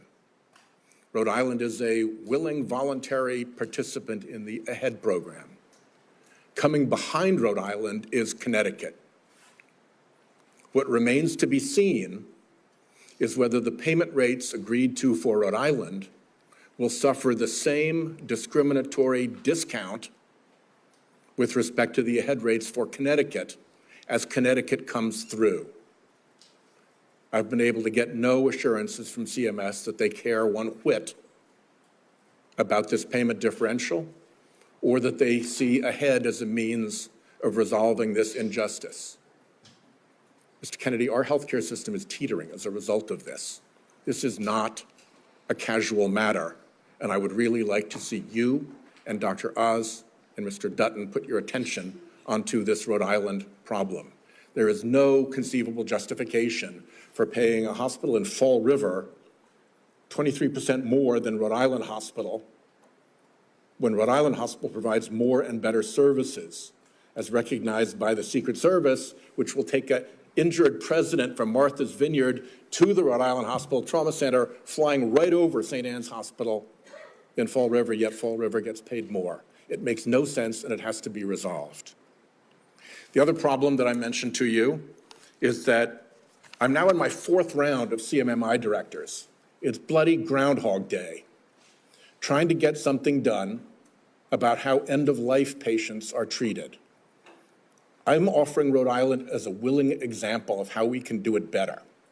It is idiotic and cruel to force a family to put their dying loved one through 3 days and 2 nights of a hospital before they can put them in a nursing home. It is equally ridiculous to not allow palliative and curative care to happen together. Providing home care when someone is dying, even if they can still get out of the house or into the yard, is a basic thing to ask. And to have respite care be that somebody comes to the house instead of taking a dying family member to a hospital, that's not even respite. Every single one, Mr. Kennedy, of these waivers has been granted in the past by CMMS and other circumstances. All I want is for somebody to come and work out how we do this in Rhode Island. What is our patient base that we'll do this in, how we put the waivers together. To quote your CMS director, Mr. Oz, he said, as we discussed in your office, we must re-examine how end-of-life care is addressed in this country. I'm offering Rhode Island as an example of how to make it better. I hope you will concede that right now it is not good.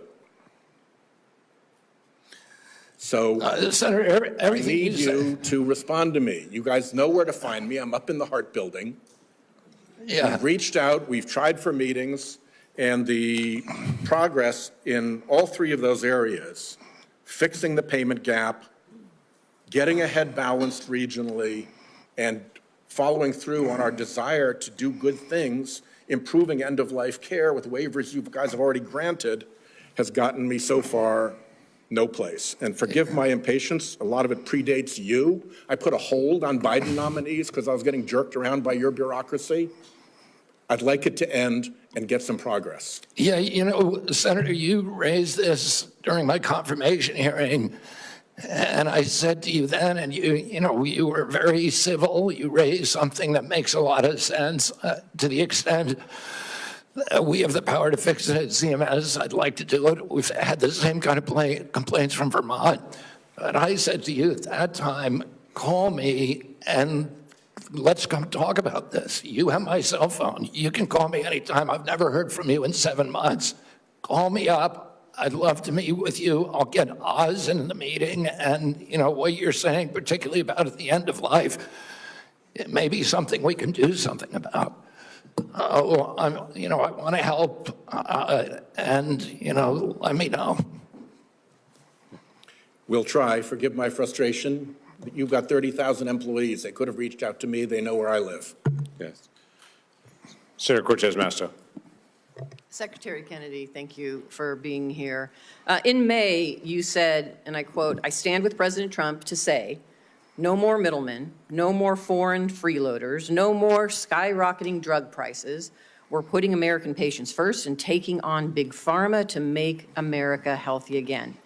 Yet your record tells a different story. In July, Republicans handed big pharma a massive win.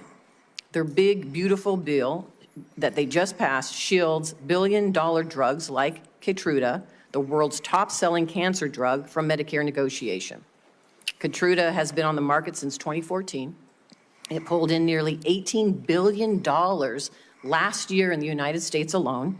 It costs patients up to $175,000 a year, draining Medicare of billions and forcing families into crushing debt or to forego life-saving care. And yet you support the big, beautiful bill. So despite the hype with executive orders and Washington Republicans' only drug pricing law days relief for Medicare patients relying on high-cost cancer drugs, meanwhile, Democrats finally have allowed Medicare to negotiate drug prices. I will say that Keytruda, along with Opdivo and Darzalex, the three top-selling cancer drugs, were widely expected to be selected for Part B negotiation in 2026 for 2028 implementation. They are now, because of the actions of this administration, exempt from negotiation for at least several additional years, if not permanently. So my question to you, Mr. Secretary, is how do you justify claiming to take on big pharma while supporting a bill that shields drugs like Keytruda and other cancer drugs from Medicare negotiation, costing seniors and taxpayers billions, and risking the lives of cancer patients who cannot afford their necessary medication? Yeah, Senator, I appreciate the question.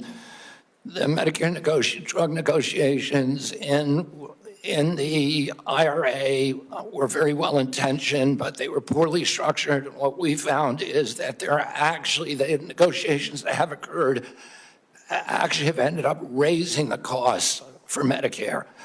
We are right now in negotiations. The CBO has not agreed to that. The CBO doesn't say that. And it's just the opposite. So you're saying the CBO and independent agencies that validate the costs are wrong? That is CMS data. Okay, so let's just focus on the cancer drugs. Why aren't we negotiating those and bringing those down for families? Why does the bill exempt those? It's part of the MFN negotiations. I'm not sure of that provision in the bill, of the one beautiful bill, but the... You're not sure of the provision, the negotiation provision, and how exempted for cancer Keytruda? drugs? Your agency is responsible for that negotiation, and you don't know about it? I know that we're negotiating in the MFN Let me ask you this, Mr. negotiations. Secretary. Let me ask you another question. How much are Medicare Part D enrollees expected to pay for prescription drug coverage next year?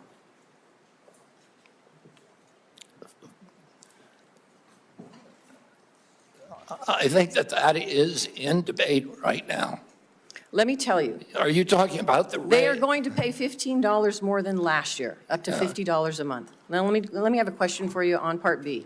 How much are Medicare Part B premiums expected to increase next year? I don't know. I talked to Dr. Oz that is about, I think it's they're supposed to increase about 16%. 11.6% or $21.50 more each month. And again, last time we were before me, you couldn't answer the questions of the very agency and the authority that you have to address these issues. You know, next year, seniors and families are facing higher health care costs across the board. 23 million people on Medicare with a standalone Part D drug plan could see their premiums rise to $50 a month, up from $35, because the Trump administration is cutting the federal subsidy that has been keeping costs down. Part B premiums will jump 11.6% to $206 a month in 2026, one of the largest single-year increases in decades. And so for an administration that claims it is lowering costs, my question to you is, what are you going to do to keep costs down for seniors? I mean, I'm already doing I'm already keeping costs down. What are you doing to keep costs down for seniors? knowing that these costs are going to be increasing? I mean, the program integrity bill, that is the first action that I did when I got in. It's one of the earliest actions in history of a complex regulation by an HHS secretary. A Congressional Budget Office has said that that's brought premiums down by 5%. That is the Congressional Budget Office, which does not like to acknowledge anything that we do. And does that impact seniors? Excuse me? Does that impact seniors? And I know my time is running out. Does that impact seniors? What you just talked about, you're lowering costs. I'm asking you specifically. We're lowering for helping costs. seniors. Does it impact seniors? Does it impact? Come on. Let me just stop here. I didn't My hear time is what running you out, said. so I appreciate the chairman's indulgence here. My concern is you can't answer the questions. The very agency has oversight over these issues and controls the levers to lower costs for seniors. And you can't answer that simple question. I didn't hear your question. Okay, let's go. We'll just proceed, and Senator Tillis has yielded his position to Senator Blackburn, so And she'll take it. thank you, Mr. Chairman, and Mr. Secretary, thank you for joining us today. I appreciate the comments you've made about the Rural Health Transformation Program. That is something many of us worked on, and we were pleased to push that out of this committee, and I know Dr. Oz is moving forward with implementing that. I appreciate your comments to Senator Warner on the area wage index. He and I have worked on fixing that, and we appreciate your attention.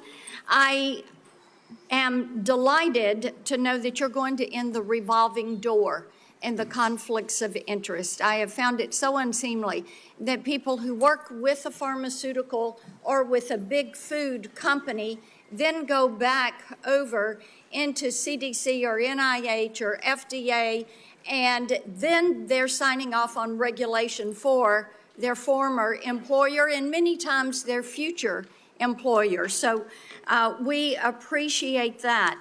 Senator Langford went to you on the PBMs. And as you are aware, my PBM Act that Senator Wyden worked with me on, that made it out of this committee last cycle. And making certain that we keep these rural pharmacies open, making certain that PBMs do not profit above what is their standard service fee and that they have to disclose all their pricing. That is going to be an imperative. So will you work with us to get that PBM legislation across the finish line and to the president's desk? Yes, Senator, absolutely. Thank you. Interoperability is something that you have announced, a new interoperability framework to better align data sharing principles. And this is important to digital health. And as you're aware, when we passed 21st Century Cures in 2018, the Software Act and that health IT definition is something that I worked tirelessly on to get implemented. So what I want to hear from you is, how does CMS plan to align this new framework with the existing federal framework, and how are we going to be able to move forward with one national policy on interoperability?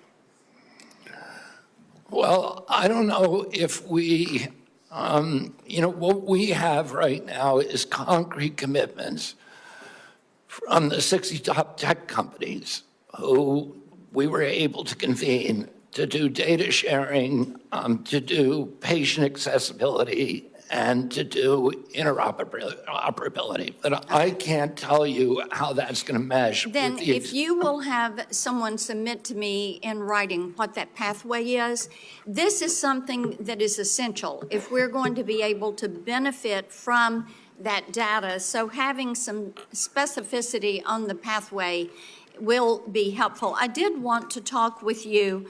Last time you were here, I talked about the concerns on overprescribing prescription stimulant drugs for children. And there are ways that HHS can work collaboratively with state agencies on this and to actually promote more community-based intervention to combat overprescribing, and we all have seen the harmful side effects.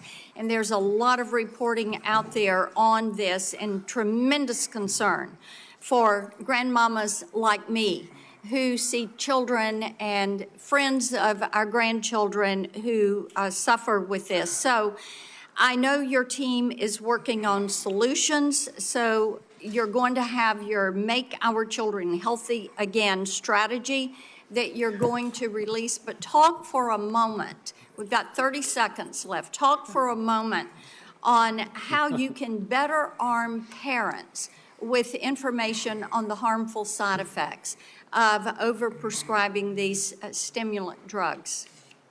I mean, one of the problems, Senator, is that, we now have 1 out of every 5 kids on these drugs and the antidepressants, even more. And we know very little about the long-term impacts because NIH and CDC have been asleep at the wheel.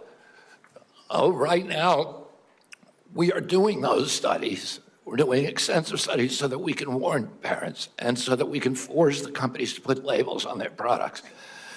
And, we'll do whatever we can to show that, just to get data out to the public. That's really what our function is. And to show what the long-term impact of some of these drugs is. Are we actually preventing suicide or are we creating more suicide?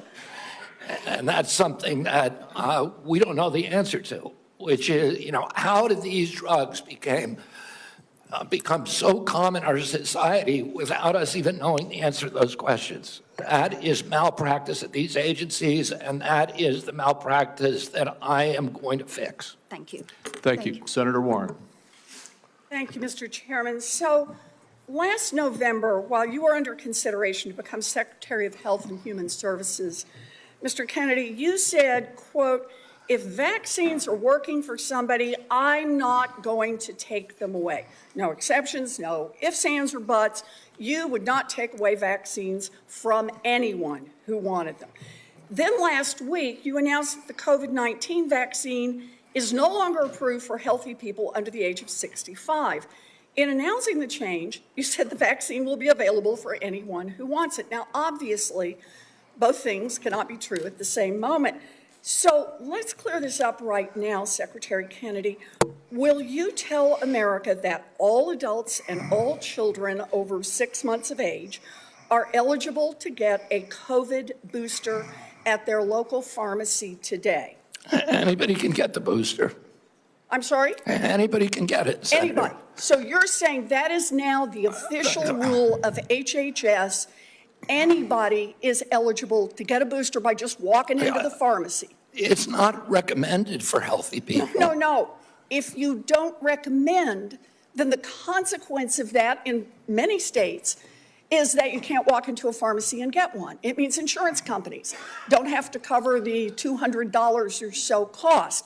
As Senator Dr. Cassidy said, you are effectively denying people vaccines. We're not going to recommend a product for which there's no clinical data for that indication. Is that what I should be doing? What you should be doing is honoring your promise that you made when you were looking to get confirmed in this job. You're going like and this. That is, you promised that you would not take away vaccines from anyone who wanted them.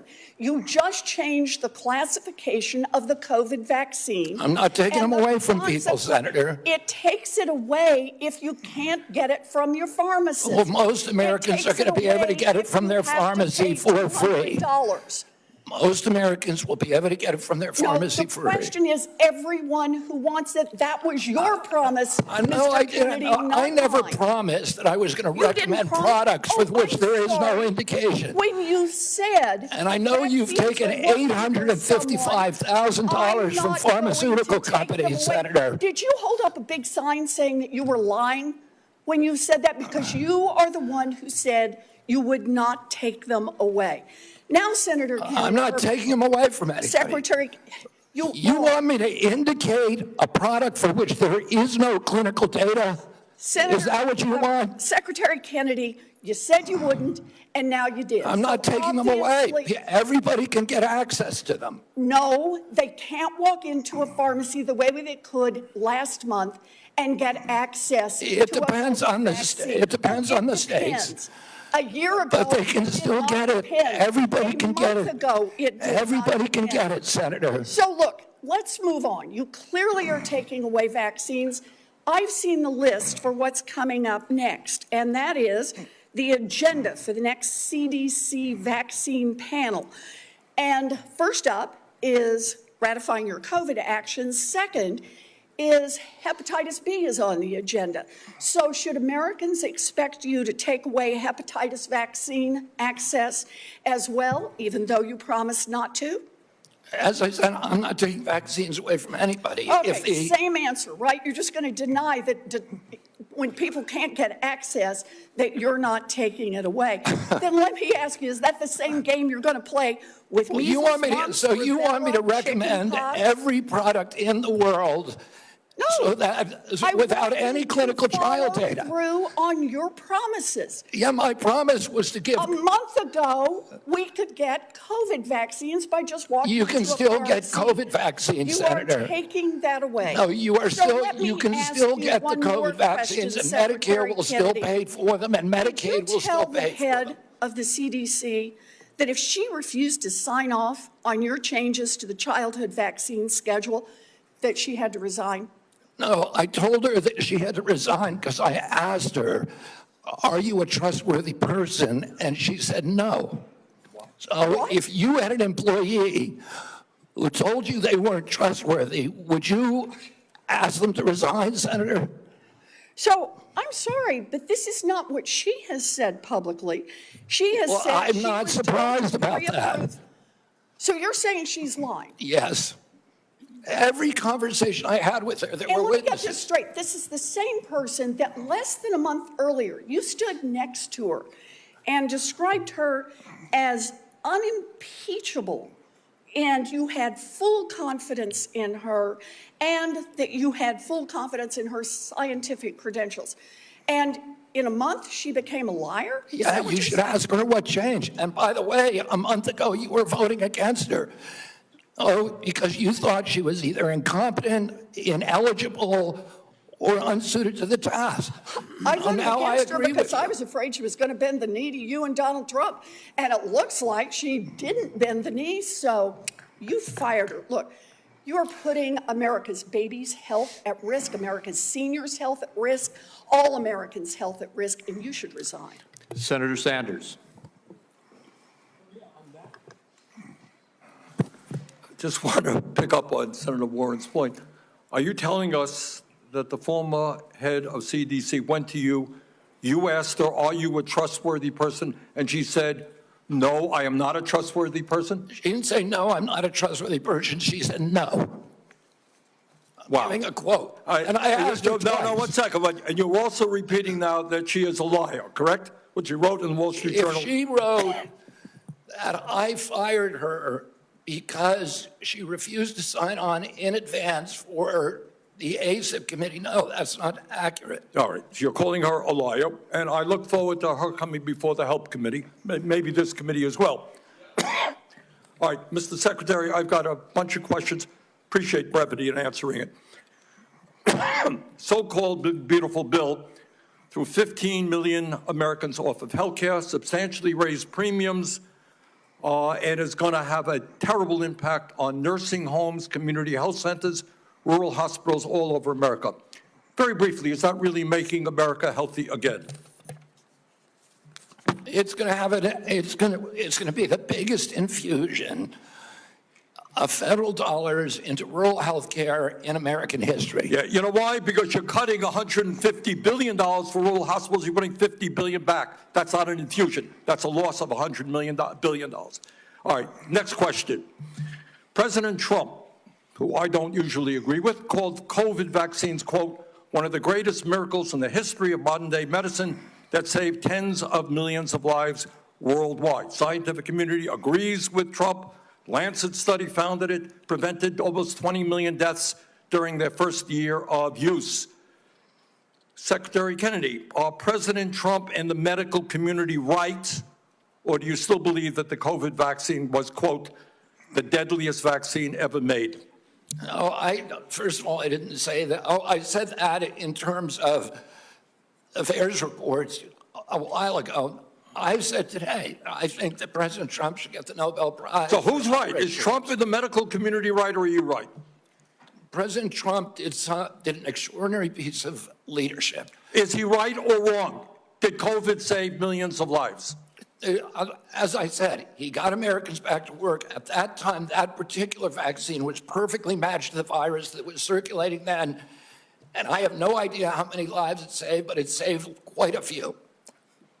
You know, what I find a little bit weird in this discussion, I'm hearing it over and over again this morning, Mr. Chairman, is we've got the entire medical community on one side. You got the AMA representing hundreds of thousands of doctors, the American Academy of Pediatrics, the American Public Health Association.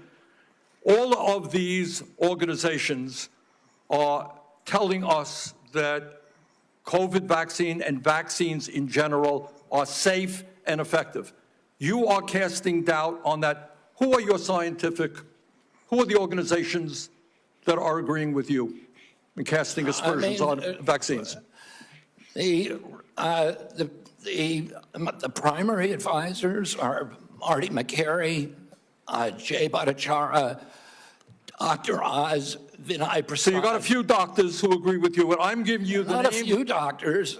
What you're talking about is there's a big difference, Senator, between established science and the scientific establishment, which has been co-opted by the pharmaceutical industry. So you're telling the American people that the American Medical Association, representing hundreds of thousands of people, have been co-opted and that they should not trust their doctors. And the American Academy of Pediatrics, and by the way, just for the record, every single Republican, I don't mean to be political here, Mr. Chairman, has received PAC money from the pharmaceutical industry. Are they all corrupt as well? And I'm telling you, the American Heart Association has been co-opted by the food Everybody but you, Senator. But you know what? When you ran for president, you know, we have a corrupt campaign finance system. Maybe you will agree with me on that. Okay, you were already president, you got a billionaire behind it. You received $300,000 from people, not from the industry, people in it, as I did, from individuals. You corrupt. President Trump got $3 million. Every Republican got corporate PAC money for the pharmaceutical industry. Democrats as well. Everybody is corrupt, but you? Is that what we're looking at? I don't think so. And I think the issue now... I don't even know what you're talking about. Well, I think you do know what I'm talking about. I don't know what you're talking about. The issue is every time anyone disagrees with you... Are you saying the pharmaceutical industry was supporting my presidential campaign? I'm saying, I don't think so. I'm not saying that. I'm saying that the pharmaceutical industry is a greedy institution which is charging us the highest prices in the world. They are pervasive. But to suggest that every institution, the AMA, the pediatrics people, is corrupt because they disagree with you is an insult to the American people. Listen, people disagree with me all the time. I have arguments in my agency, heated arguments every day with Jay Bhattacharya, with Marty McCary, with Dr. Oz. You have given the names of a few people. I have given you the names of organizations representing hundreds of thousands of doctors and scientists. I yield, Mr. President. Senator Tillis. Thank you, Mr. Chair. Secretary Kennedy, thank you for being here. A couple of times you asked people if they were making a statement or a question. What I think I may do, just to give you a breather, is to make a statement with a lot of questions. And just for the record, I'd like for you to have the opportunity to have your staff respond. I can't conclude from the discussion today where you are on warp speed. So I would like the definitive statement on exactly where you are. Was it good? Was it bad? Were there things that worked? Were there things that didn't work? I can't discern that from what you said here. I, for one, think that it was a signature accomplishment of President Trump, and the mRNA platform is something. I agree with that. I look forward to you giving us a detailed statement on exactly where you are with warp speed. I'm not a doctor. I'm not a trial lawyer. I'm a boring management consultant. Another question that we'll submit in the record, I'll give you directionally where we're going. I don't see how you go over 4 weeks from a public health expert with unimpeachable scientific credentials a longtime champion of MAHA values, caring and compassionate and brilliant microbiologist, and 4 weeks later, fire her because at least the public reports say because she refused to fire people that work for her. So as somebody who advised executives on hiring strategies, number one, I would suggest in the interview, you ask them if they're truthful rather than 4 weeks after we took the time of the U.S. Senate to confirm the person, just for the future nominee that we're going to have to consider. But I do also believe that some of your statements seem to contradict what you said in the prior hearing. You said you're going to empower the scientists at HHS to do their job. I'd just like to see evidence where you've done that, and I'm sure that you will have some. You will do nothing that makes it difficult or discourages people from taking vaccines. There seem to be several reports that would seem to refute that, but I'd rather you just respond to it. I'm not going to come here and impose my belief over any of yours. That, again, seems to be contradictory to the firing of a CDC director, the canceling of mRNA research contracts, firing advisory board members, attempting to stall NIH funding, eliminating funding for the I think $500 million for further mRNA research, and just want an answer for it. On H.R. 1, I believe you know my concerns about H.R. 1. I've had several meetings with, and H.R. 1 is the big, beautiful bill, OB3, whatever the brand is. But I'm still, I've got an office with 60 staff, including half of them in state office. I've had 3 different estimates of the economic impact on the state of North Carolina. Can I get your commitment? And I have been looking for somebody that's far more resourced than an office of 30 people up in here in D.C. to disprove my estimates with respect to the impact on North Carolina, period. And I've yet to have anybody. I would love to be embarrassed and be wrong, but I would like to get your commitment for people to tease through the numbers that I provided before the vote on H.R. 1 that says that if you normalize 3 independent estimates across a broad spectrum, $25 billion over 10 years. I don't need your response now. I want somebody to destroy my estimates, because to this point, the most resourced health agency in the world has only given me word salad responses, and I need that so that we can prepare for the response. $25 billion over 10 years is half of the rural relief fund over 5 years.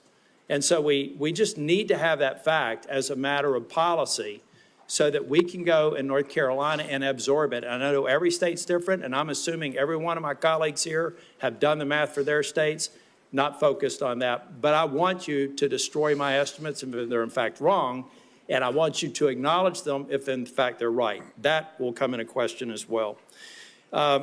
Mr. Kennedy, you've stated multiple times in response to other members' questions that scientists were lying. We'll go back to the record in cases where you've said that. I'd just like to see the scientific evidence to substantiate that. I'm going to stipulate that you were honest and you had research behind it. We'll go back and figure out what scientific studies you believe are founded on lies and not scientifically viable. And then finally, I just want to give you an opportunity. Apparently in the exchange with Senator Bennett, you said you agreed with Dr. Levy's statements, who said that the mRNA vaccine caused serious harm, including death, particularly in young people. They said you agreed with that comment. Did you agree with that comment or not? I think that's true, yes. Okay, thank you. Thank you, Mr. Chair. Thank you, Mr. Tillis. We now have Senator Smith. You're recognized. Thank you, Mr. Chair. So, Mr. Kennedy, I have sat here for the last many minutes and listened carefully to your testimony. And I think actually Senator Tillis laid out so many of the ways that what you have said has contradicted yourself and others. It's, I mean, I don't even know where to start. So I'm going to start here. Over the last 8 months, you have claimed to make America healthy again. But in actual fact, you have led the charge in the Trump administration to destroy what is best in our healthcare system. And your denials and your evasion and your lies here do not change that. You are the Secretary of the Health and Human Services. Yet you're trafficking in these fringe idea and discredited theories that are completely out of step with the scientific consensus, and you seem to be willing to say anything in the moment, even if it's untrue. So last time you were before Congress, Secretary Kennedy, you claimed, and I quote, "I have never been anti-vax. I have never told the public to avoid a vaccination." But in a podcast, you said the opposite. You said there's no vaccine that is safe and effective. So that sure sounds anti-vax to me, Secretary Kennedy. So let me ask you, when were you lying, sir? When you told this committee that you were not anti-vax, or when you told Americans that there's no safe and effective vaccine?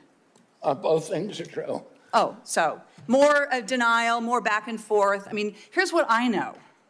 Here's what I know. You want me to explain why, Senator? You just No, want actually, I want you to listen to me. Okay, go ahead. I want you to listen to me, because I've been listening to you. You said that ACIP is an independent panel after you stalked it with your picks. You said that you want evidence-based science, but it seems that what you mean is evidence that supports your view, not the scientific consensus. I mean, you dared to sit there and call my colleague from New Hampshire a liar when she presented you with facts that don't support your view of the world. It's incredible. But let me move on. Just last week, in the days after the tragic shooting at Annunciation Catholic School in my home state of Minnesota, you went on Fox News blaming school shootings on antidepressants. You have no evidence of that because you have no evidence of a connection. And you want to talk about... You're just saying something. You're just making stuff up. You know, this is what you say, right, Secretary Kennedy? When someone presents you with information that does not fit I did not blame that shooting. I have no idea whether... I have no idea, and I never said that. You're making it up. You're twisting. Yeah, you are. Secretary you are being Kennedy, dishonest right now. If you want to talk about mental health and gun violence in this country, if you want to talk about mental health and gun violence in this country, we should be talking about that, because that's what the parents of Annunciation School You don't want to talk. want to you talk want to harangue, and you want to politically. You want to have partisan politics. That is I want to actually solve these problems. Secretary Kennedy, what the Trump administration is doing right now is making it harder for people in this country to get access to mental health care. So don't talk to me about solving the mental health care crisis when you are making it harder. You cut Medicaid, which is the #1 payer for mental health care services in this country. You decimated the agency at Health and Human Services that focuses on mental health and substance abuse. That's what states count on. They're cutting their services to schools as a result of that. Several years ago, in a bipartisan way, Congress came together and passed the Safer Communities Act, which made important investments in mental health care and did some important, though small things, to reduce access to guns. What do? You propose cutting that funding. This is what we're talking about in your leadership in the Department of Health and Human Services. If you want radical transparency, as you talk about, I mean, take a look at what you are doing. And, you know, I've heard a lot about MAHA today while we've been here. There's a lot of Americans, Secretary Kennedy, who trust you, who believe what you say, especially when you say you're standing up to corruption. And I think that they need to know, you apparently have a lot of influence with President Trump. Did you ask him not to roll back these regulations that are stopping the big corporations from dumping heavy metals and endocrine disruptors into our soil and water? I mean, there's no evidence that you have been even opposing that. Did you do anything to stop the Trump administration from rolling back this handout to big pharma that makes it easier for the big drug companies to charge more for cancer drugs? No, you presided over that. I mean, it's stunning, really, what's happened over the last 8 months. It's stunning to me. And I just hope that in this moment, our colleagues, there's hardly anybody left in this room, are going to think about what it is that you've done, what your legacy is going to be at the Health and Human Services Agency, and pay attention to the damage that is being done here. Senator Marshall. All right. Thank you, Chairman, and welcome, Mr. Secretary. One of your themes for the CDC is transparency. And I think when I hear you talk about transparency, I think part of that is sharing what you know, what the CDC knows with parents so that they can make decisions. Behind me, yeah, I know it's going to be hard to see from there. I can barely read it. This is the current CDC recommendations for vaccines for children. On day number 1, they get their first jab of hepatitis vaccine. By the time they're 18 months, they've had 18 jabs. By the time they get to be able to vote, they have 76 jabs. Now, when I listen, what I hear you say is that, look, vaccines are drugs. We need a measured response and a measured, when do we use this? It's interesting that the United States has put age 65 and older for COVID vaccine. UK has chosen 75 and France 80. Obviously, scientists disagree exactly when that should or shouldn't be. Hepatitis B vaccine, it makes no sense to me. I've only delivered 5,000 babies, but we do a hepatitis test on every mom. By the time she delivers that baby, I know her pretty well. And if she doesn't have any risk factors, if she's not an IV drug abuser, if she's in a stable monogamous relationship, nobody at home has hepatitis, I don't know, I don't see the benefit myself in that hepatitis vaccine. Everyone's eligible for it, everyone can get it, and my pediatricians always agree with me. And no, I'm not saying if you don't know the hepatitis status of that patient, they shouldn't get it. I'm not saying if this person's had no prenatal care, that puts them at risk for hepatitis. Can you just speak a little bit, when you talk about transparency, and trying to empower and make vaccines available, these should be treated just like a medication. Yeah, I mean, you know, I say I'm not anti-vaccine. Saying I'm anti-vaccine is like saying I'm anti-medicine. Well, I'm pro-medicine, but I understand some medicines harm people. Some of them have risks. Some of them have benefits that outweigh those risks for certain populations, and the same is true with vaccines. And we don't understand the risk profile because vaccines are the only medical intervention, medical device, or pharmaceutical drug that are exempt from pre-licensing safety studies. And so there are 2 hepatitis vaccines, and one of them had a safety study that lasted for 4 days on 143 kids for a product that's going to be given to 76 million kids. Yeah. The risk profile prior to the introduction of the vaccine, the risk of a baby dying from hepatitis B was 1 in 7 million. That means you need to give 7 million hepatitis B vaccines to prevent 1 death if you're going to give 7 million. So, Mr. Secretary, and I guess before the press labels me wrong, I'm not anti-vax either. I think MMR has been a great vaccine. The DPT's been a great vaccine. Polio's been a great vaccine. Smallpox. So there are great, but it's the measured approach that we're after, the transparency. You're trying to empower parents here. What I feel the difference is, sometimes my friends across the aisle feel like there's a one-size-fits-all, that they should be telling parents what to do. And what you and I are fighting for is we want to empower parents to make these decisions. I want to talk about morbidity and mortality of COVID for just a second. It is so true that 2 things can be true, and I don't understand why, just the rabbit hole some of my colleagues are going down. There's a big difference. When I was out there practicing, doing volunteer work, I was so confused myself on the numbers. People dying with COVID versus from COVID.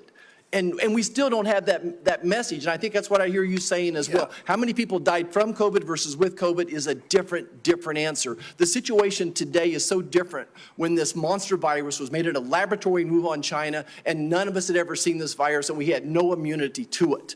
But today, every American's had COVID a dozen times probably, and we built up immunity. I think that's why both things are true. It was a miracle. Warp speed was a miracle, what President Trump and his team did, and it saved millions of lives most likely. But it's also true that it probably killed some people. Like most vaccines do, there is a death rate associated. So both things are true. Anything else you want to clear up on the morbidity, mortality of COVID and COVID vaccines?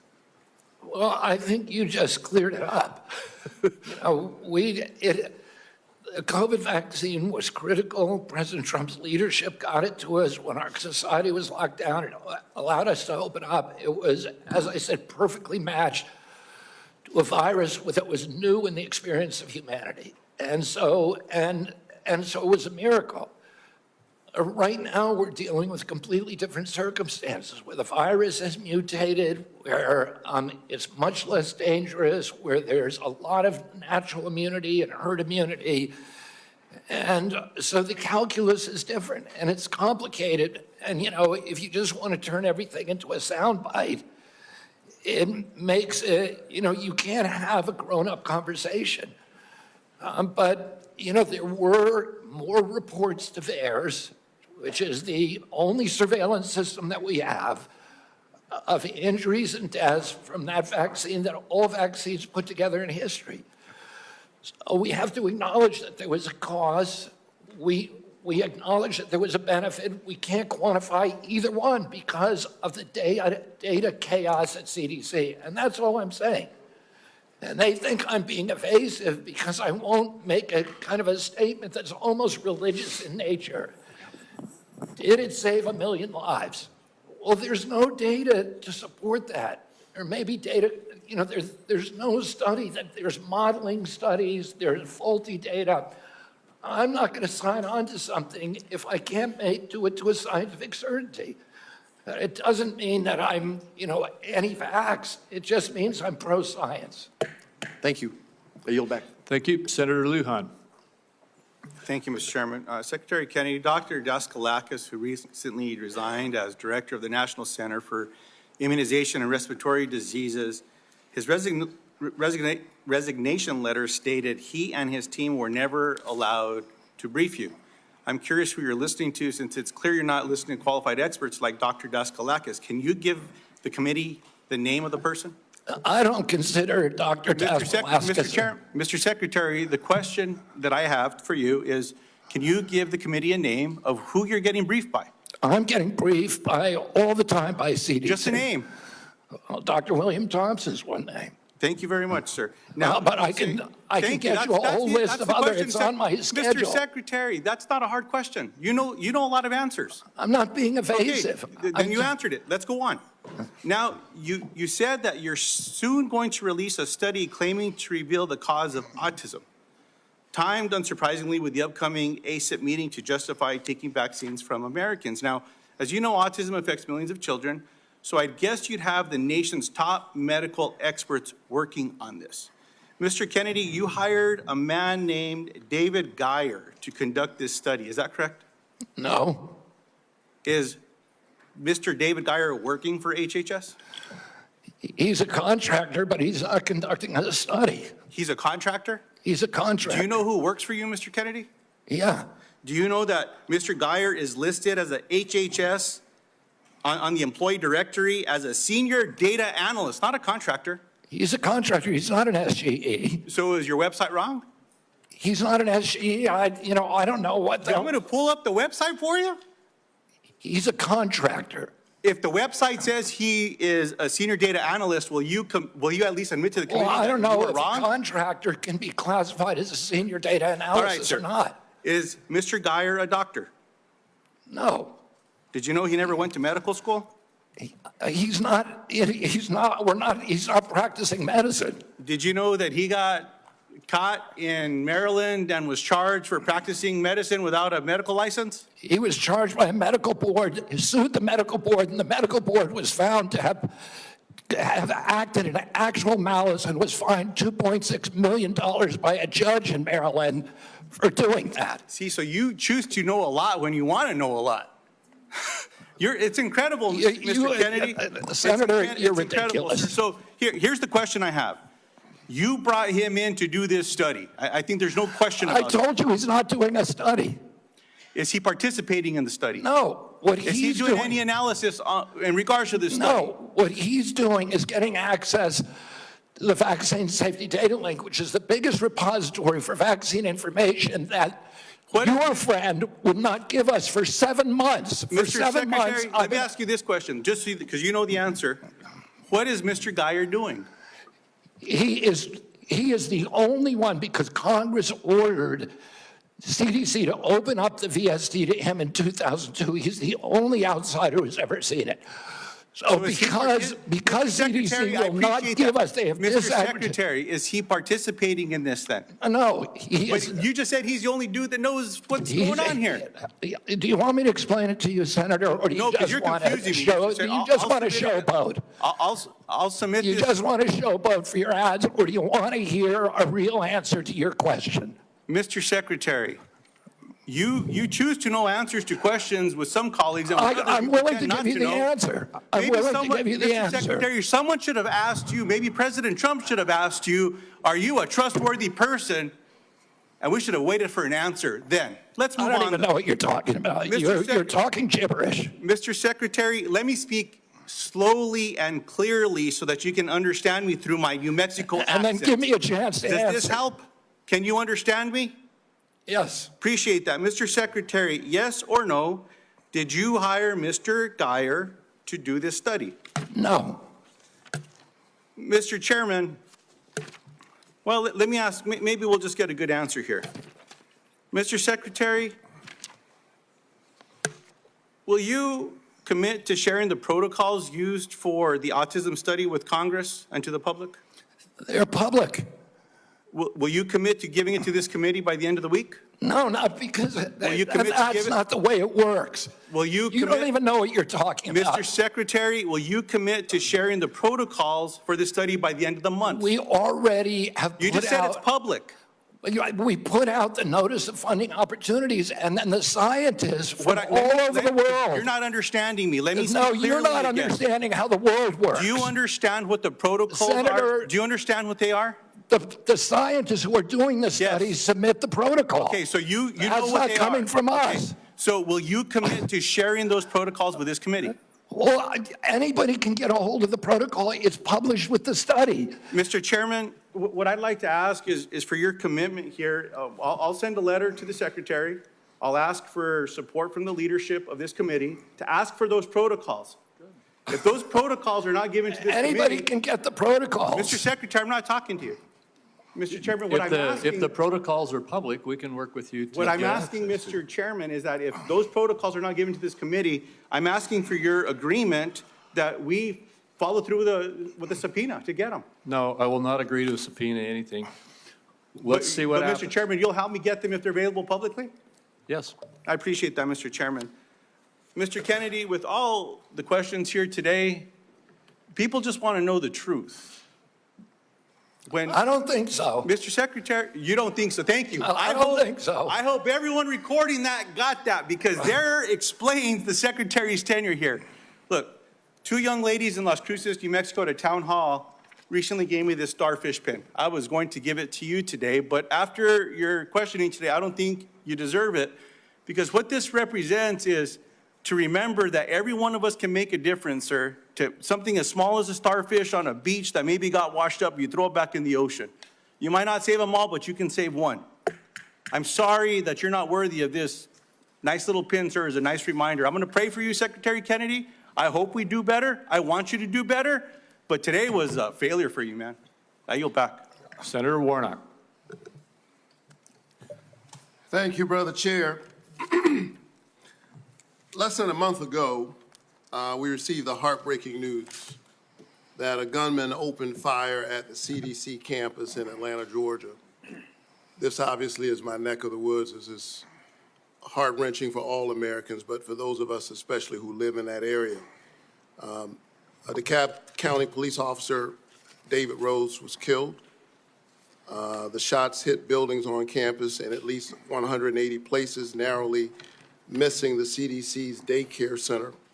Law enforcement recovered nearly 500 shell casings. Clearly, he came to do a lot of damage.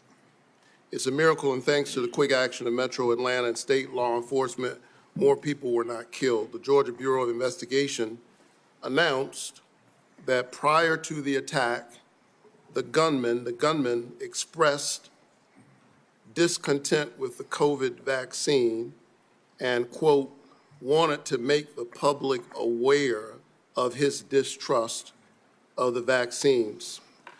Secretary Kennedy, I assume you are aware of these disturbing reports of the gunman's motives? Yes. And, I understand that some people may have concerns about new medical breakthroughs, but those people don't have the world's top medical experts working under them. You've been over HHS for 7 months now.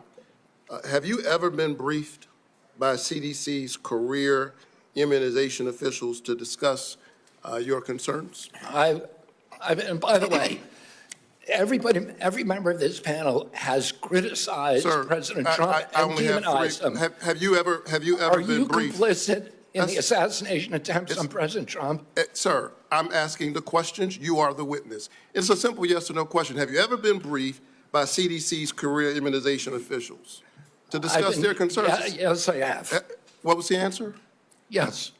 You have been briefed by CDC officials, the career immunization officials, to express your... The senior vaccine safety scientist, for example. Have you ever been to the CDC as secretary before the shooting on August 8th?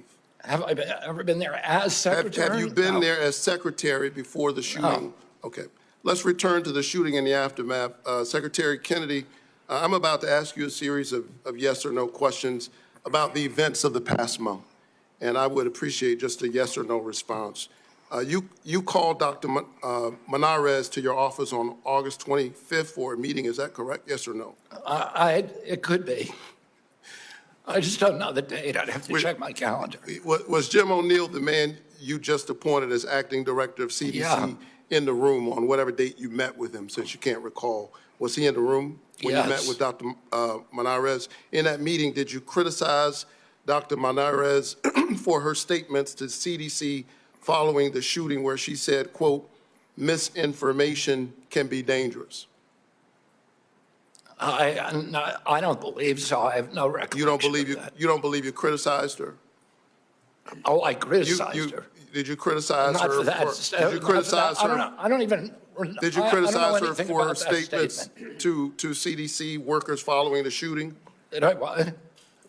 Did you demand that she fire career scientists or public experts at the CDC?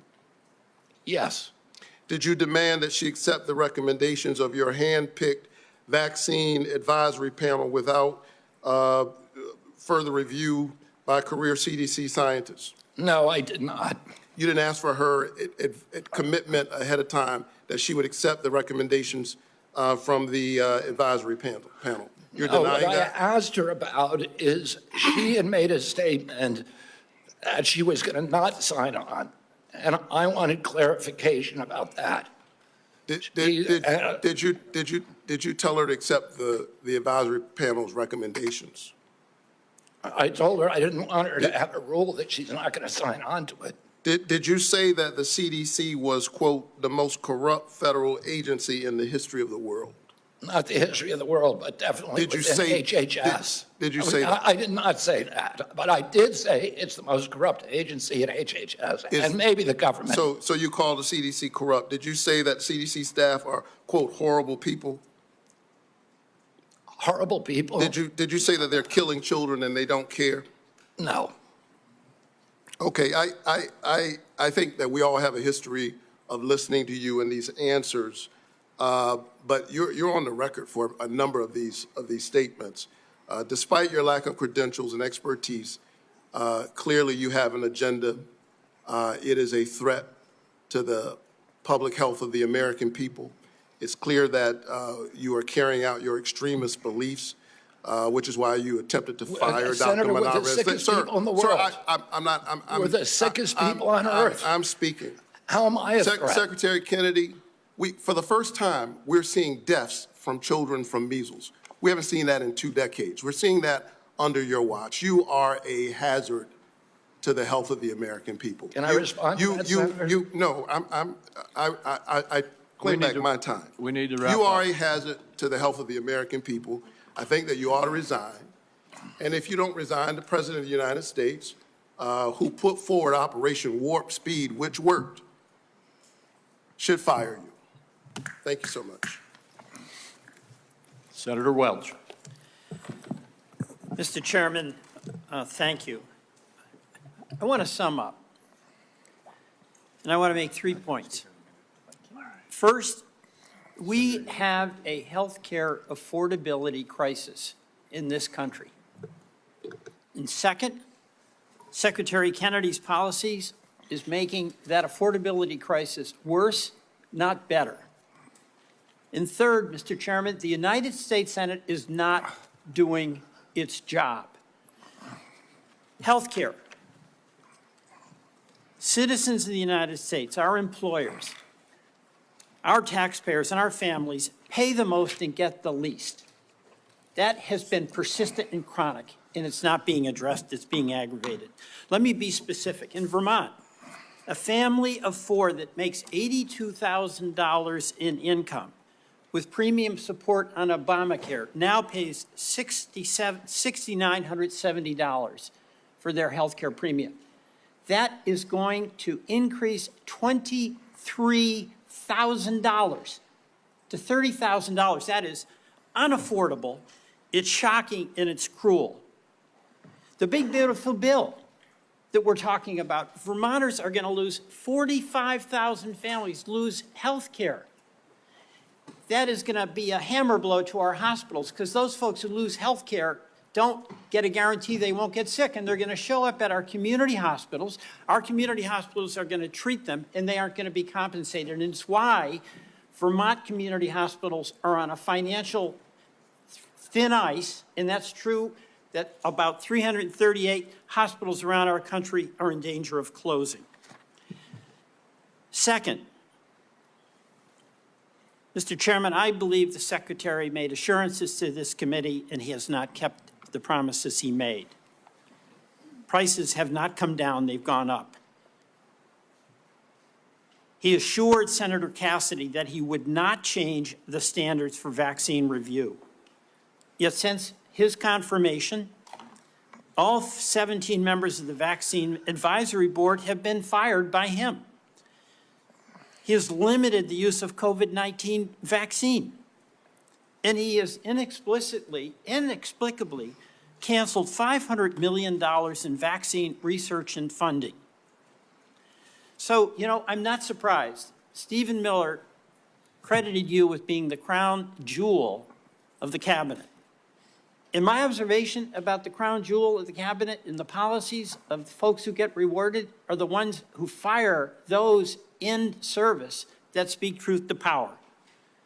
Susan Menares, we've gone over that, fired because she refused to fire herself, staff without cause, and refused to rubber stamp changes to the vaccine schedule without data.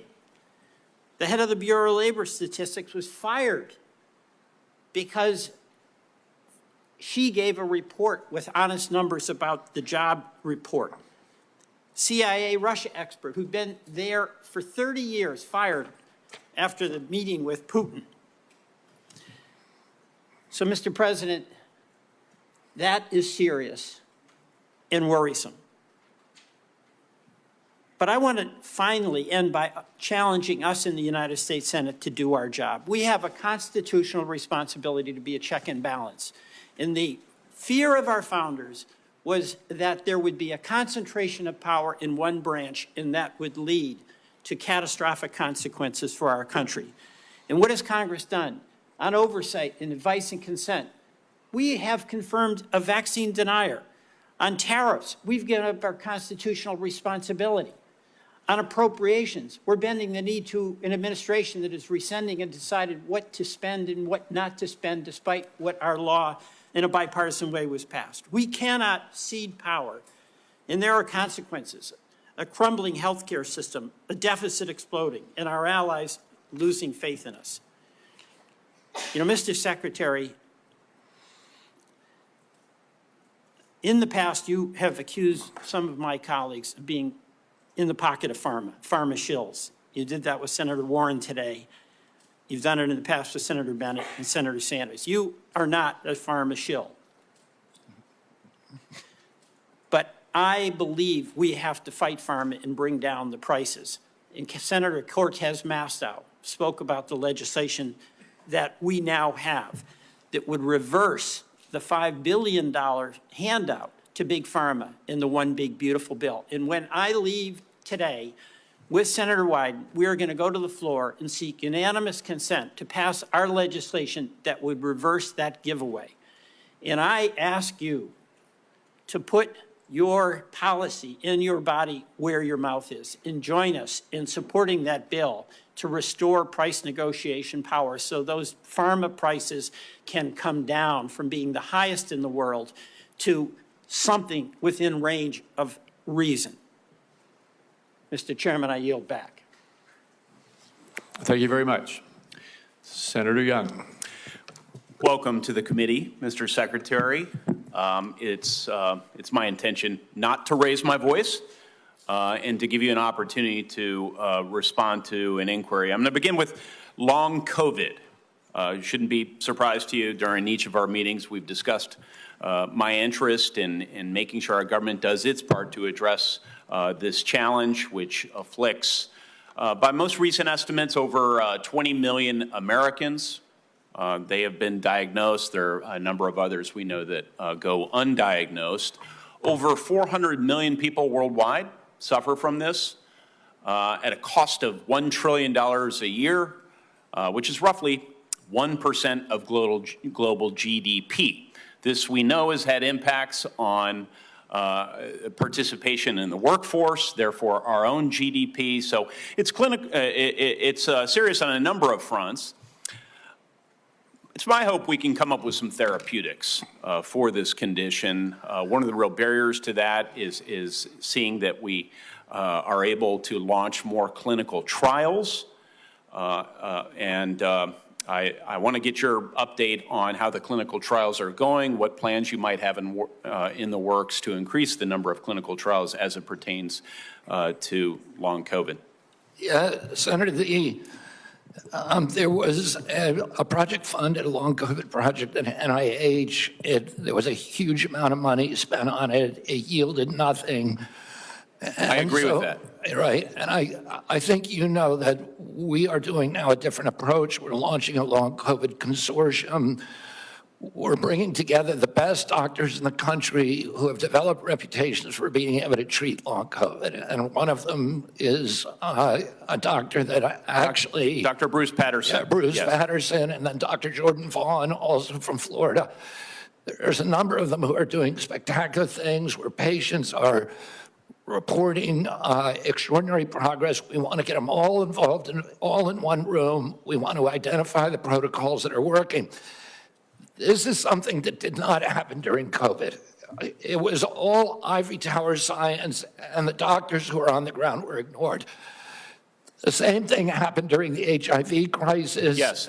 And we're trying to do something different, which So is my really time's limited. You mentioned ivory tower. And so that's a segue into a statistic that I've become familiar with over the years. It takes roughly 18 years for proven interventions, pharmacological or other types of medical interventions, to make their way out into the field. If we assume, I think a conservative estimate, 12 to 15 years until we have any really acceptable therapeutics for a long COVID, that's a cheerful estimate. Plus the 18 years until it finds its way into clinical practice, people roughly my age will pass. Actuarially speaking, they will pass before there's any acceptable therapeutics. So we need to accelerate our current activities. Can you give me a couple of things you're going to do to ensure that we accelerate our development of therapeutics? I mean, the best solution is the same kind of solutions that we should have been pursuing during COVID, which is off-the-shelf approved drugs for that are there already. Yes. So you don't and have it was to go recently through a reported that all the major pharma companies, I'm sorry if there's one good student exception, are serving as barriers to clinical trials. How can they repurpose? It is bizarre that that's happening. Okay, you're the seeing that Secretary of happening. HHS. Will you be cracking down on this lack of Yes, cooperation? yes. Thank you. Yes. Thank you so much. Will you also be exploring research partnerships with other countries, seeing as I've established this is a global challenge? Yes. Okay. And that's what we should have done during HIV. It's what we should have done during COVID. Yes. Will you also be exploring whether ARPA-H, which has different research protocols than NIH, NIH is very good at what they do, but it takes them a really long time to prove things because of their rigorous process. ARPA is more practical, right? And so one could imagine ARPA-H tackling this challenge. Will you be encouraging We're this? absolutely open to that, Senator. Okay. Will you be working with me and other members of the committee on your aggressive strategy as it continues Yeah, to and be looking for good articulated? ideas everywhere. Okay, the last thing I'd like to briefly touch on with the chairman's indulgence is just recognizing the president's leadership as it relates to the appropriate use of civil commitment to deal with homelessness challenges, mental health challenges, et cetera. He's taking a look at these practices. This can be a difficult conversation for so many of us, but I think it is worth considering whether government can play a more assertive role in helping people off the streets who have serious mental illness get off the streets, receive the sort of treatment they really need to be healthy.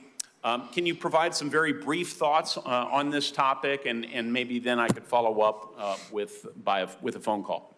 On the topic of civil commitment. Yeah. We can follow up, Mr. It's Secretary. mainly happening in the States, so I want to hear your ideas on it if there's something that you think. Yeah, I think the president said, you know, we ought to take a look at it. If there's somebody in 20-degree below zero temperatures consistently in Washington, D.C., and they're believed to perhaps have mental health challenges, might we consider how to offer them care in and you know, in a controlled setting rather than allowing them to freeze to death? Might that be humane as we reconsider our application of our laws? Follow up on that with Yeah. All right. And Mr. Secretary, you've been here just like a minute or so under 3 hours. We appreciate that. We're not quite done yet. Senator Wyden has asked for one more round, so I said he, as the ranking member, should have the right to have one more round of 5 minutes for himself. And so, Senator Wyden, why don't you go ahead? Mr. Secretary, we'll keep this brief. I want to ask about mifepristone. I was the first member of Congress to hold a hearing on this drug, which now has served more than 7.5 million women, and of course it is used for reproductive health and medication abortion. It has been documented again and again as safe, and people say safer than Tylenol.